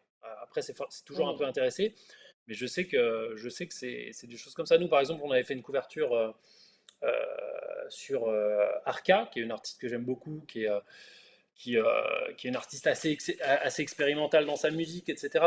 C'est pas une artiste qu'on peut facilement mettre en couverture d'un magazine qui veut vendre des magazines en kiosque. Mais par contre, si c'est un magazine qui a une agence derrière qui discute avec des marques, bah Arca, elle représente quelque chose pour les marques qui est plutôt attirant. Est-ce que c'est une bonne ou une mauvaise chose? Je ne sais pas. Mais en tout cas, je m'interroge sur cette question-là qui est, c'est vrai qu'on a l'habitude de se dire, les marques, c'est vraiment une mauvaise chose, pas de ça chez nous, etc. Et en même temps, moi, j'ai constaté dans la pratique que parfois, quand je voulais pousser tel artiste et que tout le monde dans la rédaction me disait, oh non, trop risqué, personne ne va en vouloir, etc., il y avait quand même un enjeu derrière de, ah oui, mais par contre, si on doit parler avec telle ou telle marque, ils vont adorer quoi. Et au final, en tout cas, bah, ça permet quand même d'avoir des magazines qui sortent avec des artistes qu'on n'aurait pas pu mettre en couverture autrement, quoi. Voilà. Unpopular opinion, comme on dit. Ouais, mais c'est le petit effet pavé dans la mare, c'est que t'as le petit flottement après. C'est là que tu sais que t'as eu un propos intéressant. Ouais, non, c'est intéressant parce que c'est vrai on a surtout tendance à voir les marques un peu comme des espèces de nouveaux un peu cannibales, quoi. C'est-à-dire qu'aujourd'hui, surtout quand on en vient à parler de mode, une marque, elle vient quand même majoritairement avec son pool d'artistes qu'elle a envie de pousser. Donc, je trouve ça intéressant que pour des médias de presse indépendante, ça peut être vu comme aussi un vecteur de pousser des artistes qui sont, enfin, dont vous appréciez déjà le travail. Mais c'est vrai que moi, je m'interroge aussi beaucoup sur des artistes parce que les marques, elles choisissent. Alors bien sûr, il y en a certaines, elles vont faire attention parce qu'elles ont aujourd'hui envie de coller à quelque chose qui a trait à la sous-culture. Elles vont faire attention à avoir dans leur pool quelques artistes qui sortent comme ça un petit peu de ce qu'on nomme les normes. Mais c'est vrai que moi, je m'interrogeais aussi beaucoup parce que des fois, je vois des artistes qui sont énormément poussés par les marques qui musicalement c'est sympa, mais c'est pas non plus transcendant. Et en fait, on va nous rabattre les oreilles avec ce même artiste indéfiniment. Artiste qui, au demeurant, va peut-être finalement pas avoir véritablement de carrière, hormis les partenariats de cette marque, justement, qui vont alimenter ces réseaux sociaux. Et je trouve que ça a été un shift intéressant à voir chez les artistes aussi, de comment peut-être même des fois un artiste où on avait bien apprécié sa musique, du jour au lendemain, tout change et en fait, on se retrouve face à une pancarte de publicité qui essaye de nous refourguer un truc d'une marque, quoi. Et voilà, il y a plein de choses intéressantes qui se jouent, je trouve, en ce moment vis-à-vis des marques. On arrive bientôt à 2 heures de live, les amis. Je vous propose que on laisse peut-être la parole à une autre personne aux Ocalos pour qu'on n'ait pas eu juste un seul intervenant, hein, qu'on puisse un peu être dans la démocratie. Puis après, on vous laissera à chacun de nos chers invités peut-être un petit mot de la fin, un truc que vous aurez envie de donner aux gens qui nous regardent et puis à nous aussi qui vous avons invités. Bien. Donc voilà. Pierre Sofiane, tu as devancé une envie. Voilà, je vous passe le micro. Merci, bonsoir. Bonsoir. Moi, je voulais parler un petit peu j'ai entendu un mot tout à l'heure, c'était d'éducation. Et moi, j'ai 2 enfants qui ont 12 et 13 ans. D'ailleurs, je sais pas s'ils ont cabaret de poussière ou s'ils sont encore un peu jeunes. Mais je vois que quand Un peu jeune, un peu jeunes, hein, un peu jeune, un peu jeune. quand ils parlent musique avec leurs copains, ils sont totalement déconnectés parce que leurs copains écoutent Aya Nakamura, PNL, Jul, et eux, pas du tout. On est allé voir Polyphia en concert. Pour eux, pour leurs copains, c'est de la musique classique. C'est des choses qui sont pas du tout dans l'air du temps. Moi, je leur ai fait écouter plein de musiques différentes, même du rap ou de la techno, plein de choses, en leur expliquant à chaque fois, en essayant de leur amener une explication sur ce qu'ils entendaient, sur ce qu'ils écoutaient, sur ce que c'était qu'un autotune, pourquoi il y en avait partout, que c'était pas forcément mal, que ça pouvait être culturellement bien et que c'était intéressant. Et voilà, donc le côté journaliste éducation, on l'a eu aussi avec une émission qui s'est arrêtée en 2023. Nous, on le regardait au bureau le midi pendant la pause repas avec une dizaine de collègues. On regardait l'émission et on regardait la petite partie au début où on voyait de quoi ça allait parler. Et il y a des fois, on se disait non, mais ça, c'est pas possible. Ça va être une catastrophe. On va se faire chier. Ou alors, c'est vraiment trop zarbe. Et ce qu'il y avait de bien, c'est qu'on avait ce côté éducation qui amenait à comprendre pourquoi la personne faisait ça, pourquoi il y avait qu'est-ce qu'il y avait derrière la présentation, pourquoi cette personne faisait telle musique ou quoi que ce soit. Et c'était vraiment ce côté éducation dans le journalisme, je trouvais ça super intéressant et je trouve que c'est toujours important.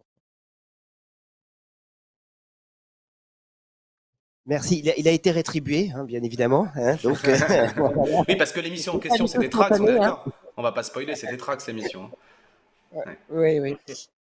Oui, mais le journalisme, c'est une forme de pédagogie, enfin aussi, pour décrypter un peu le monde. Et je pense que les journalistes ont un peu baissé, enfin, baissé les bras. Il faut voir aussi que je reparlais du recrutement. Beaucoup de gens aujourd'hui qui veulent être journalistes veulent être journalistes. Il y a plein de métiers comme ça, hein, parce que c'est socialement valorisé, parce que ça permettrait de rencontrer des stars, parce que ça permet de rentrer gratuit dans les musées grâce à la carte de presse ou d'aller dans des vernissages, enfin, etc. Mais ils ont complètement oublié que c'est pas ça le métier. Principalement, c'est poser des questions, s'interroger, se remettre soi-même en question. Et à Trax, on avait une ligne obsessionnelle, hein, on va dire, parce qu'on nous demandait déjà souvent d'expliquer ce que c'était que ce programme. C'était très difficile, mais en tout cas, on souhaitait pouvoir parler aux adolescents, honnêtement. Après, il y a des sujets qui étaient limites, hein, on le sait, hein. Mais en tout cas, avec un vocabulaire qui pouvait s'adresser aux adolescents. Peut-être que les images n'étaient pas accessible, mais le vocabulaire pouvait être compris.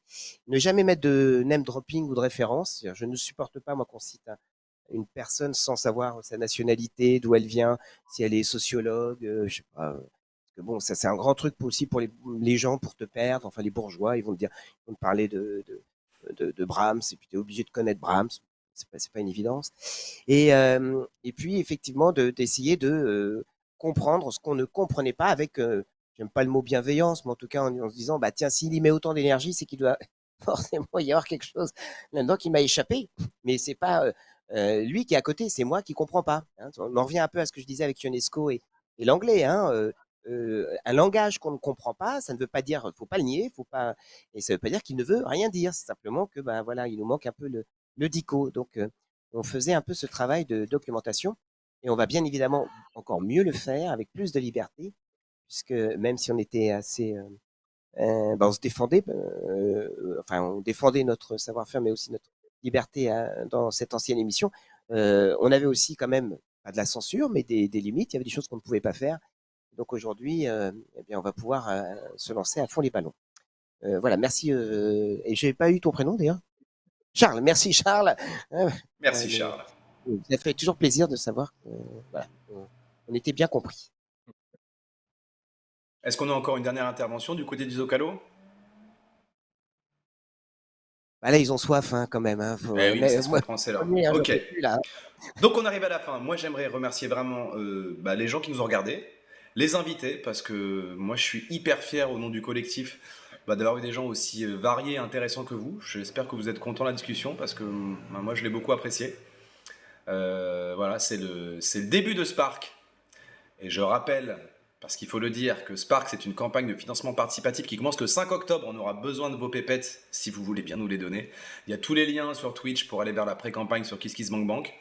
Et puis on va faire dans l'ordre géographique, en commençant par Mélodie dans Sans aiguille d'une montre. Un petit dernier mot à nos invités, qui ont vraiment été très sympas de venir nous soutenir, parce que leur présence est un soutien.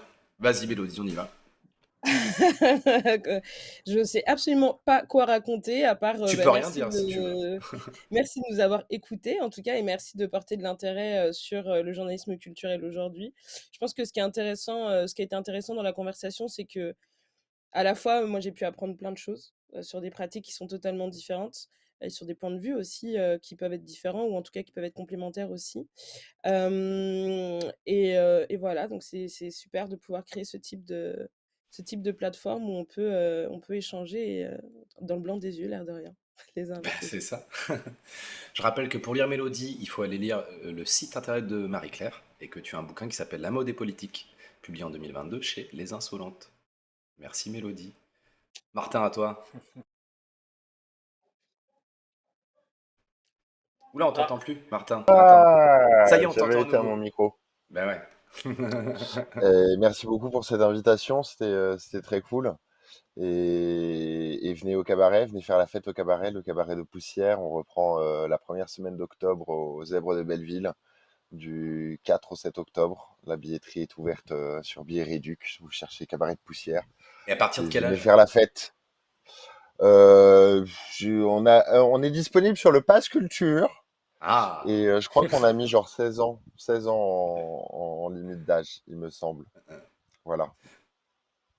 merci beaucoup Martin. Merci d'être venu. Simon, le mot de la fin. bah, merci de m'avoir invité. Longue vie évidemment à Spark. Et j'ai une vraie question à poser aux Zocalo. Il y a un cocktail qui s'appelle le Zocalo et personne ne sait vraiment de quoi il est composé. Et si quelqu'un arrive ce soir à avoir cette réponse, ce sera une belle enquête journalistique qui sera arrivée à terme. Super. Merci Martin. Pardon. Merci Simon. Désolé, je m'embrouille un peu. Vous faites le mot de la fin. Ah oui, allô. Euh, que dire? Ouais, merci pour l'invitation.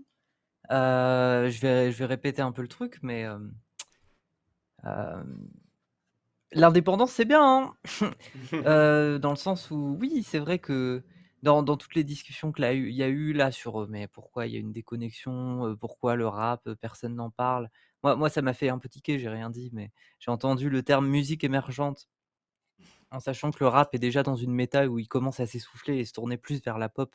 Enfin, en fait, c'est intéressant de voir à quel point il y a des bulles qui communiquent pas forcément, il y a des imaginaires qui communiquent pas forcément, ce qui peut se comprendre, mais ce qui est aussi dû à quelque chose de sociologique et de politique au bout du compte, en termes de subventions. Est-ce que les journaux ont les moyens d'embaucher des gens, de se tourner vers des nouveaux profils? On parlait de trucs générationnels en disant oui, bah oui, mais c'est normal, les journaux, ils ont une culture rock, ils ont grandi avec ça. Bah oui, mais la question que j'ai envie de poser, c'est pourquoi il y a plus que des vieux qui tiennent un journal et qui ont que comme référence truc de rock? En fait, moi, j'ai presque envie de dire, je suis venu avec un respect pour me dire, c'est vrai que moi, mon truc, c'est Internet, c'est vraiment différent. Et en même temps, je me rends compte à quel point, bah, l'air de rien, ça fait du bien quand même. Ça fait du bien qu'Internet existe, parce que je me rends compte à quel point, bah, ça reste quand même une plateforme où on peut se confronter, d'autant plus à des avis hyper différents. Et donc moi, je recommande l'indépendance et je suis très heureuse que, au final, un mal pour un bien, vous êtes fait virer d'Arte, mais peut-être pour vous lancer dans une aventure où vous allez peut-être trouver quelque chose de plus réjouissant, quoi, de différent, un nouveau souffle. Ce Bref, serait ce mais serait la voilà timeline quoi. idéale. Et merci pour tes encouragements, Ouais, Moufette. Et plus si affinité. Merci à tous voilà. d'être Et venus. sinon, allez voir mes Ouais. BD, c'est rigolo. Oui, allez checker Moufette sur Instagram. Et puis surtout, maintenant qu'on est sur Twitch, allez suivre la chaîne de Moufette. Le Zocalo, David et toute la team de Spark, on remercie beaucoup le bar qui nous a accueillis. Moi, j'aimerais Exact. remercier tous les camarades de Spark qui sont très soudés. Et David, t'as le mot de la fin. Après, je coupe le stream. Oui, joli. Non, bah, je vais juste rebondir sur Simon quand même pour dire que bien qu'on bosse dessus depuis des années hein, pour trouver la recette du cocktail, mais je crois qu'on n'est pas très bon. Et bah, je voudrais tous les remercier d'avoir participé. Puis je ne sais pas si vous voulez, je peux laisser le mot de la fin. Voilà, voilà, voilà. Voilà, bravo. Merci à tous. On se retrouve la semaine prochaine, dimanche, pour un nouvel université de rentrée qui va parler des modèles économiques pour les médias indépendants. Ça, c'est vraiment le nerf de la guerre. On vous donnera les invités très très bientôt. Merci encore à tous et puis bonne nuit.